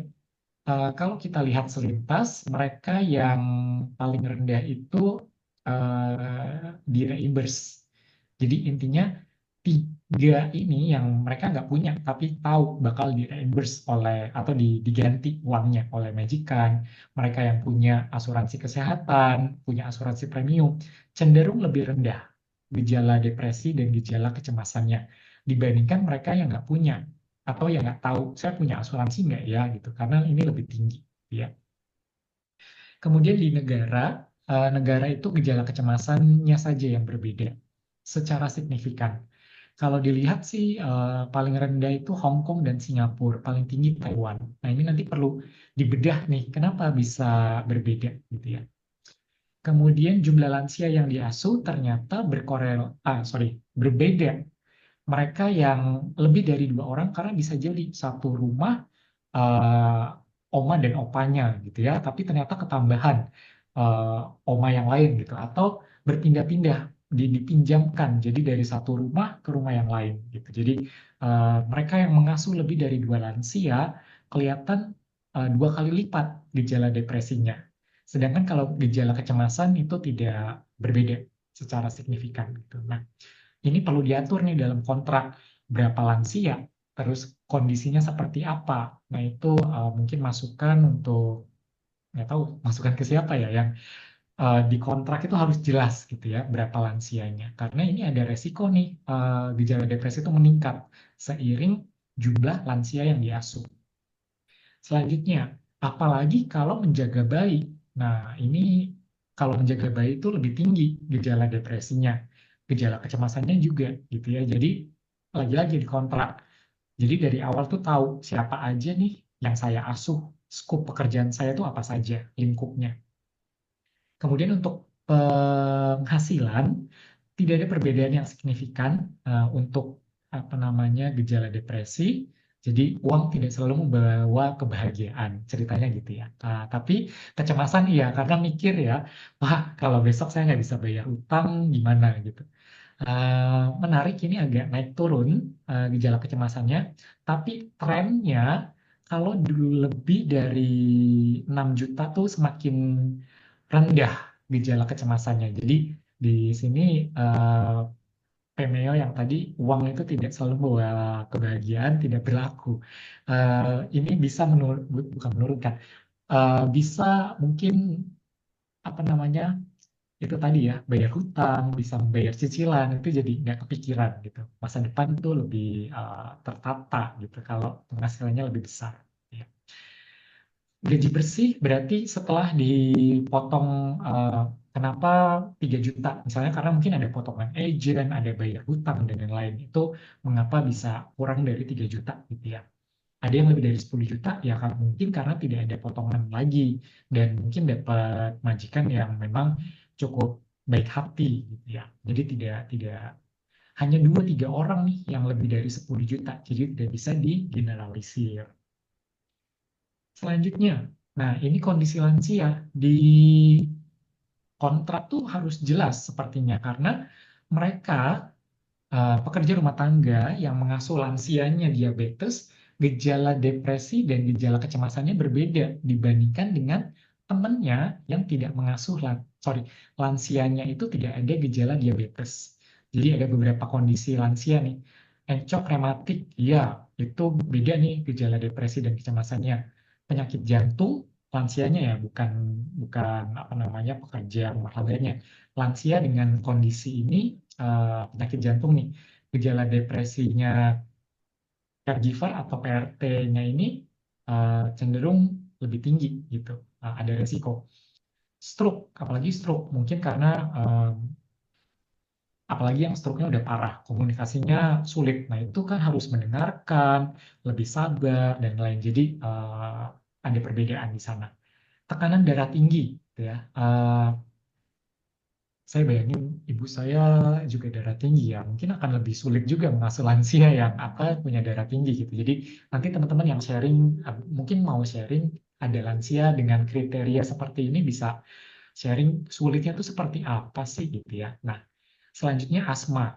Ternyata ada yang asma juga bisa berbeda nih gejala depresi dan kecemasan yang dialami oleh pekerja rumah tangga migran. Penyakit ginjal menariknya tidak berbeda secara signifikan. Lalu mengasuh lansia dengan kursi roda itu juga menunjukkan perbedaan tentang gejala depresinya, karena kemarin sempat sharing gitu ya, ada yang menghubungi peduli kasih atau Bu Natalia bahwa kan capek ya memindahkan mereka yang menggunakan kursi roda ke tempat tidur atau mendorong kursi roda apa ya, karena kan harus atentif atau perhatian penuh gitu ya. Nah, jadi mungkin itu penyebabnya kenapa menggunakan kursi roda kemudian beda gejala depresi dan kecemasan yang dialami. Kemudian terinfeksi COVID itu ternyata tidak berbeda. Ini yang lansianya ya, tidak berbeda untuk gejala depresi yang dialami lansia. Saya ke kesimpulan deh, setelah itu tanya jawab atau ada tanggapan, sharing, dan lain-lain. Gejala depresi dan gejala kecemasan yang dialami pekerja rumah tangga migran Indonesia ternyata tadi berhubungan dengan faktor sosial budaya dan juga kondisi kesehatan lansia yang diasuh. Sehingga tadi saya tekankan penting nih di dalam kontrak itu dijelaskan kondisi lansianya seperti apa. Kalau dia punya penyakit banyak nih penyakit kronis, ada asma, ada darah tinggi, ada diabetes dan lain, maka seharusnya diasuh, dirawat oleh yang formal caregiver yang memang dilatih gitu ya. Kemudian juga jam kerja itu harus diatur dengan mungkin sudah diatur penegakannya seperti apa. Nah, ini mungkin teman-teman bisa sharing lebih banyak. Karena itu tadi ada yang satu kamar dengan lansia, berarti kan 24 jam dia bekerja. Karena kalau lansianya bangun jam 12 malam, masa iya kita mau, ini bukan jam kerja saya lagi, kamu urus diri sendiri, kan nggak mungkin gitu ya. Terus juga jaminan sosial. Tadi ternyata asuransi yang basic gitu ya, ternyata ada hubungannya. Maka penting untuk memastikan pekerja rumah tangga itu memiliki asuransi. Lalu juga menguasai bahasa, lalu juga integrasi di negara tujuan penempatan. Dan yang poin terakhir, kalau memang lansianya itu memiliki kondisi yang kronis, kemudian memang butuh perhatian ekstra, maka memang harusnya ya pengasuh. Nah, ini di Jepang, di Taiwan, mereka memang fokusnya adalah pengasuh lansia, bukan pekerja rumah tangga. Maka stakeholders, mungkin yang Kementerian Ketenagakerjaan, mungkin sudah ada, saya yang belum aware gitu ya. Fokusnya adalah membuka pelatihan untuk menjadi pengasuh yang formal atau yang profesional, sehingga bisa dipekerjakan sebagai pengasuh, bukan pekerja rumah tangga. Karena di Taiwan misalnya, visanya itu berbeda untuk yang pengasuh gitu ya. Ya pekerja rumah tangga mereka tidak ada, kalau yang saya tangkap, yang saya ingat gitu. Nah, di Malaysia juga pekerja rumah tangga itu ya visanya pekerja rumah tangga. Kalau dia pengasuh mungkin beda lagi, lebih profesional, tunjangannya atau perlindungannya lebih terjamin dan lain-lain. Jadi bagaimana nih stakeholders melihat kesempatan ini supaya teman-teman di Indonesia ataupun yang mungkin sekarang pekerja rumah tangga yang mungkin dikaryakan atau quote-unquote dieksploitasi sebagai pengasuh lansia, mungkin bisa switch ke pekerjaan tersebut dibandingkan yang dia pekerja rumah tangga tapi dieksploitasi menjadi pengasuh lansia juga. Seperti itu hasil paparan studi saya. Waktu dan tempat saya kembalikan ke Kak Ida. Terima kasih. Terima kasih sekali Pak Andrian. Penelitiannya ini sangat berguna sekali, bukan untuk pekerja migran saja, tentunya untuk Kementerian Kesehatan, Kementerian Tenaga Kerja, dan semua pihak-pihak yang terkait dengan kesejahteraan mental pekerja migran Indonesia.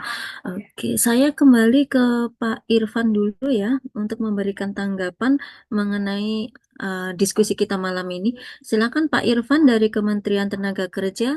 Waktu dan tempat kami persilakan, Pak. Baik, izin moderator. Perkenalkan, saya Ali dari Direktorat Bina penempatan dan pelindungan pekerja migran. Ini saya berikan akun dari Pak Irfan ini uh, uh, menanggapi terkait dengan isu kesehatan mental bagi PMI atau migran gitu ya. Terkait ini penakar dalam hal ini dari sisi kebijakan tentunya kita sudah melakukan upaya-upaya dalam hal pelindungan ya kaitannya dengan kesehatan mental khususnya bagi calon pekerja migran atau pekerja migran sendiri. Nah, di dalam regulasi, di dalam aturan, tentunya di Undang-Undang 18 tahun 2017 ini di apa ya hal kesehatan ini terkait dengan kondisi psikologis, kesehatan mental itu kan sudah muatannya sudah ada gitu ya. Ya, ini perlu kerja kolaboratif dalam hal ini Kemenaker dari sisi ketenagakerjaannya dan isu kesehatan baik itu kesehatan mental itu juga menjadi kerja bersama dengan kementerian, tentunya kementerian yang kesehatan gitu ya. Nah, memang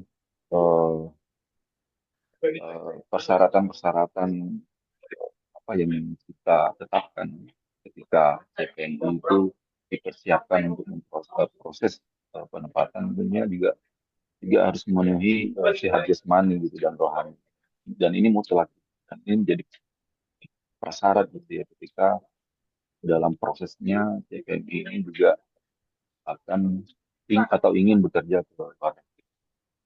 Memang kendala-kendala yang sering kita temukan di lapangan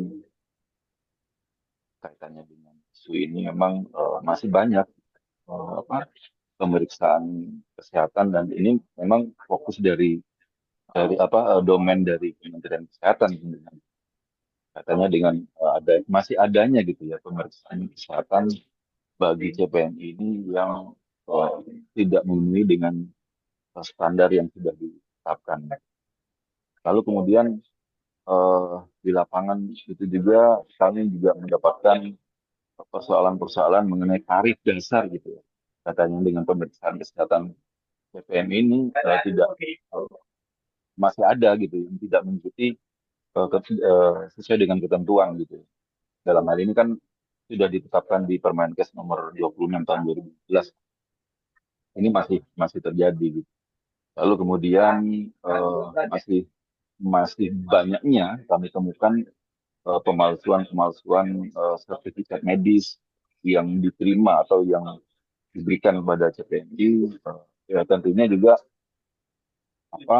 kita tidak ingin menuduh, tapi ini banyak dilakukan oleh oknum-oknum gitu ya di lapangan. Lalu kemudian CPNI itu sendiri karena memang CPNI kita yang didominasi dari kerja yang bergender perempuan juga pengetahuan kaitannya dengan kesadaran diri untuk menjalankan perilaku hidup sehat ini juga minim sekali gitu. Jadi memang perlu upaya-upaya yang harus dilakukan gitu ya, secara bersama-sama, berkolaboratif gitu, untuk memberikan penyadaran dan edukasi bagi teman-teman CPNI. Nah, tentunya juga ke depan kita berharap terkait dengan isu kesehatan ini juga bisa di dalam regulasi bisa meningkat dan maksudnya meningkat mengalami perbaikan lah regulasi yang bisa diterima. Kenapa? Karena dengan CPNI yang bisa ditetapkan bahwa CPNI ini akan berangkat dan sudah memenuhi persyaratan-persyaratan yang mana salah satunya itu persyaratan sehat jasmani ini, dan ini menjadi mutlak gitu ya. Tentunya juga akan memberikan dampak yang positif bagi PMI kita gitu ya. Tentunya juga bisa lebih produktif gitu ya bekerja di tempat. Saya rasa itu dulu Mbak dari saya. Terima kasih. Terima kasih Pak atas tanggapannya. Saya kembali ke Pak Kadir dari KDI Taiwan untuk waktu dan tempat kami persilakan Pak. Ya, terima kasih Ibu Moderator dan Bapak narasumber. Izin menambahkan sedikit terkait dengan kondisi aktual yang terjadi di Taiwan sesuai dengan tema pembahasan malam ini. Benar tadi juga sudah dijelaskan bahwa pemicunya dari biasanya itu kami melihat itu karena perbedaan antara harapan ya dan kenyataan. Mungkin yang dibayangkan sebelum berangkat dari tanah air mungkin tidak berat, ternyata memang setelah tiba di sini khususnya untuk informal ini ternyata pekerjaannya sangat berat. Yang tadi benar bahwa kadang-kadang memang benar di kontrak itu sudah sudah tertulis hanya bekerja pada satu orang. Namun kadang-kadang yang tertulis dan fakta bisa berbeda di lapangan. Padahal sebenarnya kita sering menyampaikan di himbauan sosialisasi bila terjadi hal-hal seperti ini agar segera dilaporkan ke agensinya, 3M yang menempatkan atau juga ke hotline aduan atau ke KDI Taipei. Namun ternyata memang ada dilema juga, umpamanya PMI umpamanya dikabulkan pindah majikan itu ternyata ada tantangan juga. Harus menunggu waktu selama pencarian majikan. Umpamanya pindah majikan hari ini itu berarti yang bersangkutan harus menunggu, butuh waktu sekitar 1 atau sampai 2 bulan untuk mencari majikan. Jadi ini menjadi udah keluar dari masalah yang satu tapi muncul dilema lagi, perlu waktu untuk mencari majikan. Seperti itu yang terjadi. Kemudian yang kedua juga adalah bagi PMI yang misalnya ada juga kecenderungan misalnya mendapatkan hak-haknya, ada hak libur, ada libur pada minggunya, tapi ternyata maaf device. Halo, cek. Ya, Pak, silakan. Ada fenomena lain, misalnya tiap minggu libur ternyata ada masalah baru lagi yang sering libur juga, ada kadang-kadang malah terlalu bebas, kadang-kadang muncul masalah lain misalnya menjadi korban penipuan. Ada lagi juga yang kami sering menemukan itu korban percintaan online, love scamming. Ini sering terjadi, hampir tiap bulan kami menerima aduan ini ya. Akhirnya menyebabkan masalah depresi, timbul kecemasan yang berlebihan.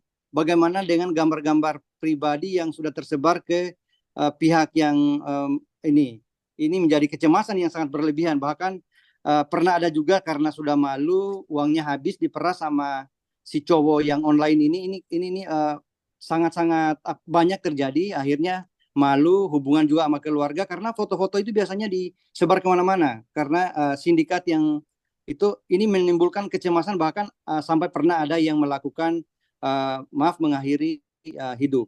Ya. Kemudian yang selain kerja yang berat tadi, kemudian kedua kecemasan, ada juga kami melihat itu saya kurang paham apakah ini masuk juga di masalah psikologi, yakni percaya diri yang sangat berlebihan. Akhir-akhir ini sering kami menemukan berani tampil vulgar di media sosial, buka-bukaan, sampai ini juga fenomena baru. Saya pikir ini sangat meresahkan juga bagi PMI-PMI yang lain. Kami walaupun mungkin di sini tidak mempermasalahkan ya, tapi ini sangat-sangat mengganggu juga bagi PMI-PMI yang lain. Jadi menggarisbawahi ada 3. Yang pertama tadi mungkin beban kerja yang sangat berat, perbedaan ekspektasi antara dari Indonesia, kemudian di sini masalah. Kemudian yang kedua kecemasan yang berlebihan. Kemudian yang ketiga kepercayaan diri yang berlebihan sampai dia melupakan adat ketimuran sampai vulgar. Kemudian langkah pencegahan yang sudah kami lakukan tentunya sebelum berangkat, sebelum terbang di tanah air juga sudah ada orientasi pra-pemberangkatan, itu diajarkan tata caranya, pengenalan budaya, kontrak kerja, bagaimana cara mengatasi masalah. Kemudian setelah tiba juga di sini, kita di dalam berbagai event selalu kita menghimbau jika ada masalah, silakan dikonsultasikan ke kami, ke saluran pengaduan 1955 kalau Taiwan, maupun juga ke keluarga tentunya di Indonesia. Kemudian dari sisi tadi pencegahan sudah, dari sisi kalau sudah terlanjur ya, kalau sudah terlanjur tentunya kita penanganannya biasanya biasanya agensi atau majikan langsung membawa ke rumah sakit jiwa untuk dilakukan pemeriksaan. Namun ada juga satu yang unik, ini pernah kami beberapa kasus kami temui setelah dibawa ke rumah sakit jiwa ternyata tidak dinyatakan itu, didiagnosa itu tidak mengalami masalah psikologi. Namun akhirnya kembali bekerja. Pada saat tekanan-tekanan berat kerja akan muncul jadi semacam kambuh gitu. Seperti ini. Ini pernah, bahkan kami juga pernah tampung di shelter, sudah normal menjelang pulang, akhirnya kambuh lagi. Ini yang mungkin kami perlu penjelasan, karena bukan ada sampai 5 kasus yang seperti ini. Sudah kambuh, sudah dinyatakan sehat, tapi ternyata muncul lagi sewaktu-waktu. Dan kemudian yang dalam rencana juga ke depan mungkin kami sudah mulai, karena sering kejadian dan mengingat di Taiwan ini 62% pekerja migran, sekitar 180.000 lebih itu memang pekerja sektor penjaga caregiver atau perawat orang sakit. Memang jumlah kita sangat besar. Jadi kita juga sedang sedang mengupayakan, sedang mencoba menjajaki terkait dengan program yang telekonseling barangkali. Mudah-mudahan ada telekonseling yang bisa membantu untuk menangani. Terus terang kalau kami dari bidang ketenagakerjaan tidak mempunyai ilmu terkait bagaimana cara melakukan bimbingan konseling. Jadi mungkin ke depan sedang melakukan penjajakan terkait telekonseling. Kemudian dengan hasil penelitian tadi saya pikir luar biasa. Mudah-mudahan juga barangkali bisa dilakukan penelitian spesifik barangkali yang terjadi di Taiwan, sehingga hasil akademik nanti sebagai materi kita dalam sosialisasi baik dari Indonesia, sehingga menjadi informasi yang sangat berguna, sehingga upaya kita pelindungan terhadap PMI khususnya caregiver ini semakin lebih baik. Terima kasih, saya kembalikan ke moderator dan narasumber. Ya, assalamualaikum. Terima kasih Pak Kadir. Pak Andrian, bagaimana tanggapannya mengenai pernyataan dari Pak Kadir dan Pak Irwan tadi? Waktu dan tempat disilahkan Pak Andrian. Baik. Nanti kalau bantu saya ingat untuk yang Pak Irwan ya, karena Pak Kadir barusan jadi lebih ingat. Yang 3 masalah utama itu ada, yang ini dia pertanyaan tadi. Kok bisa ya ketika dibawa ke rumah sakit terus tidak ada gangguan psikologis pas balik kerja, kemudian baru muncul.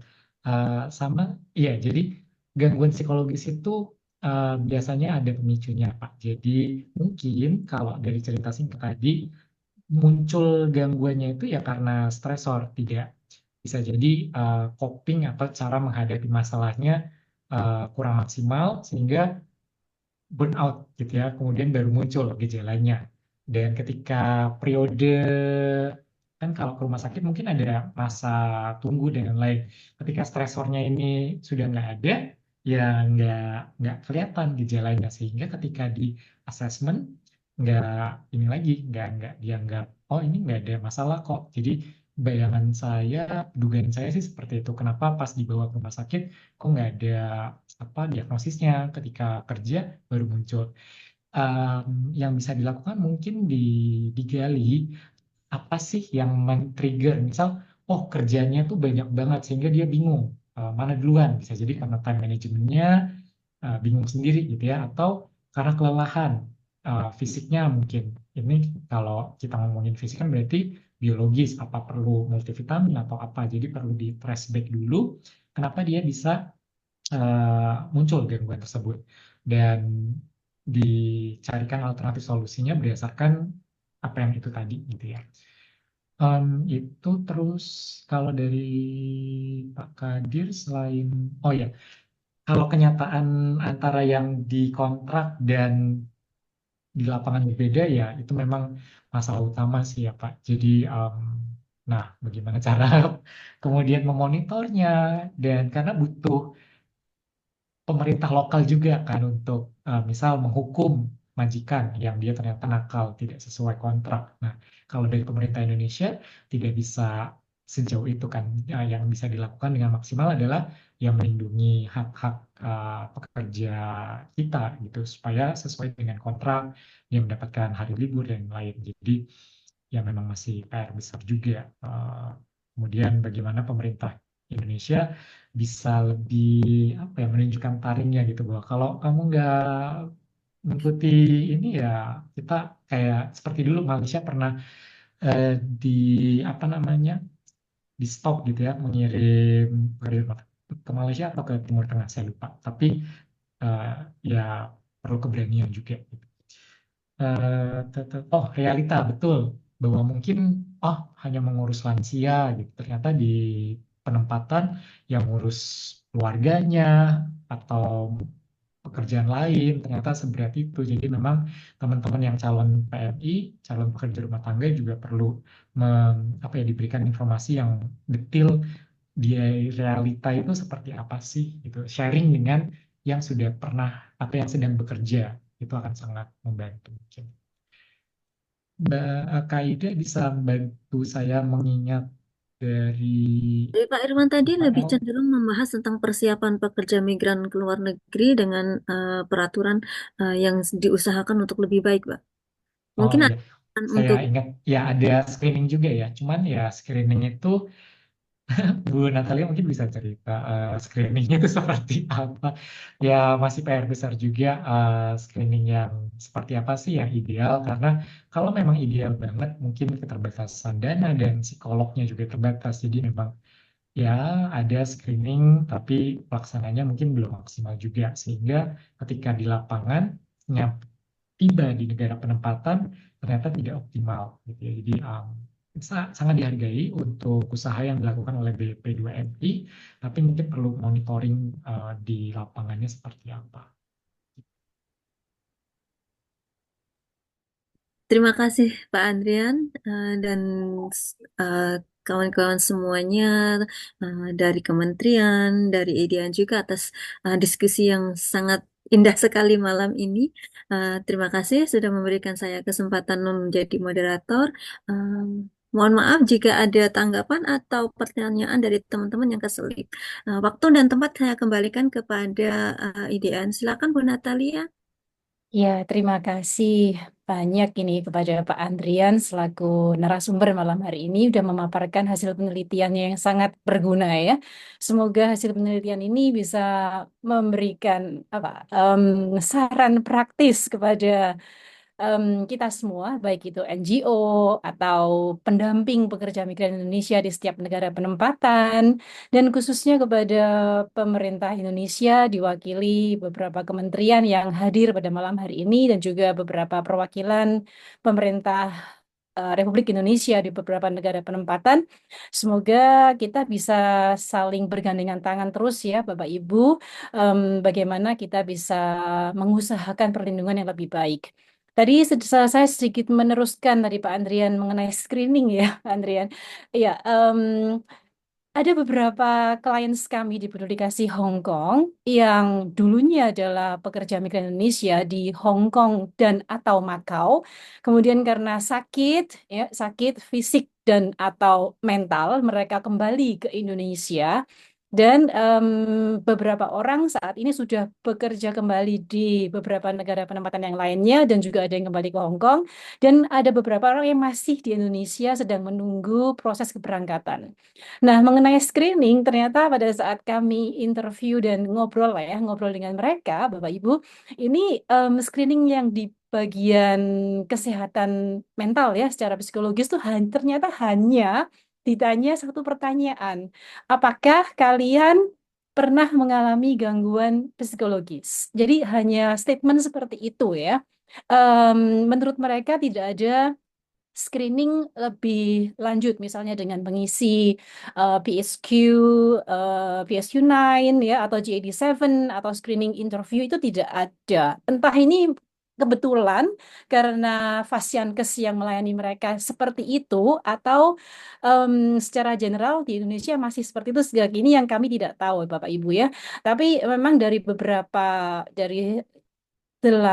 8 sampai 9 orang klien kami yang sempat pulang ke Indonesia dan berangkat lagi itu ternyata semuanya mengalami screening yang sama. Jadi hanya statement kemudian dipertanya apakah Anda pernah mengalami atau tidak.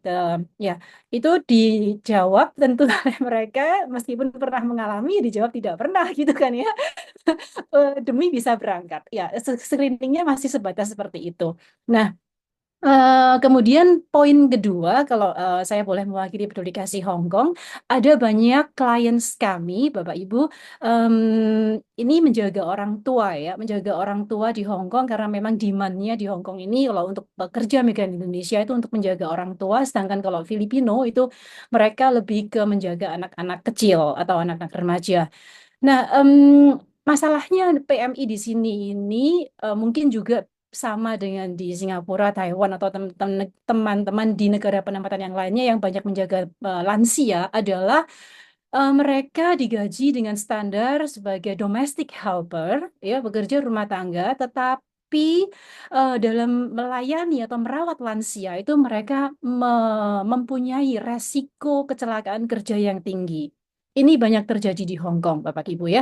Jadi dan kita semua tahu bahwa kesadaran terhadap kesehatan fisik eh, teman-teman PMI itu kan masih sangat rendah atau cukup rendah sehingga pada saat mereka mengalami sebenarnya adalah tergolong kecelakaan kerja itu mereka tidak aware, tidak sadar bahwa itu adalah kecelakaan kerja. Nah, jadi mereka ini adalah kelompok yang beresiko tinggi rentan mengalami kecelakaan kerja tetapi mereka tidak tahu. Sehingga ini menjadi penyakit-penyakit yang akhirnya berkepanjangan karena terdiagnosanya terlambat gitu ya. Nah, yang disayangkan di sini adalah mereka adalah kelompok yang rentan pada kecelakaan kerja pada saat mereka menjaga lansia yang lumpuh total atau lansia yang dengan severe mental disease itu tetapi mereka tetap digaji dengan standar atau diberikan asuransi ya di cover oleh asuransi yang juga standar gitu ya. Jadi mereka memang adalah kelompok-kelompok termarginalkan yang perlu mendapatkan perhatian lebih dari pemerintah Indonesia. Nah, itu harapan kita semua, Bapak Ibu, bagaimana kita bisa ya selalu mengevaluasi bersama-sama apa yang terjadi di lapangan dan bagaimana kita bisa mengusahakan perlindungan yang lebih baik. Terima kasih untuk webinar pada malam hari ini. Sudah Bapak Ibu sudah meluangkan waktu untuk hadir ya sampai jam 12 malam waktu Hong Kong, Singapura, Taiwan, jam 11 malam di Indonesia. Terima kasih kepada narasumber, moderator, beberapa perwakilan kementerian, ada Kementerian Tenaga Kerja, Kementerian Luar Negeri, Kementerian Kemenku PMK, Kementerian Kesehatan, dan juga beberapa perwakilan pemerintah Republik Indonesia di beberapa negara penempatan, dan khususnya teman-teman pekerja migran Indonesia dimanapun kalian berada ya. Hari ini adalah sesi pertama dalam rangkaian webinar kita memperingati Bulan Kesehatan Mental Sedunia tahun ini. Nah, sesi yang kedua nanti ada di tanggal 19. Kita akan bertemu lagi hari Sabtu 19 Oktober dengan tema Forgiveness and Mental Health. Jadi pengampunan dan kesehatan mental kita. Ya, terima kasih. Sampai jumpa di webinar kita atau pertemuan kita yang berikutnya. Salam sehat, salam diaspora. Salam Salam sehat, sehat. salam diaspora. Terima kasih. Salam Salam. 24 jam. Terima kasih semuanya. Selamat beristirahat.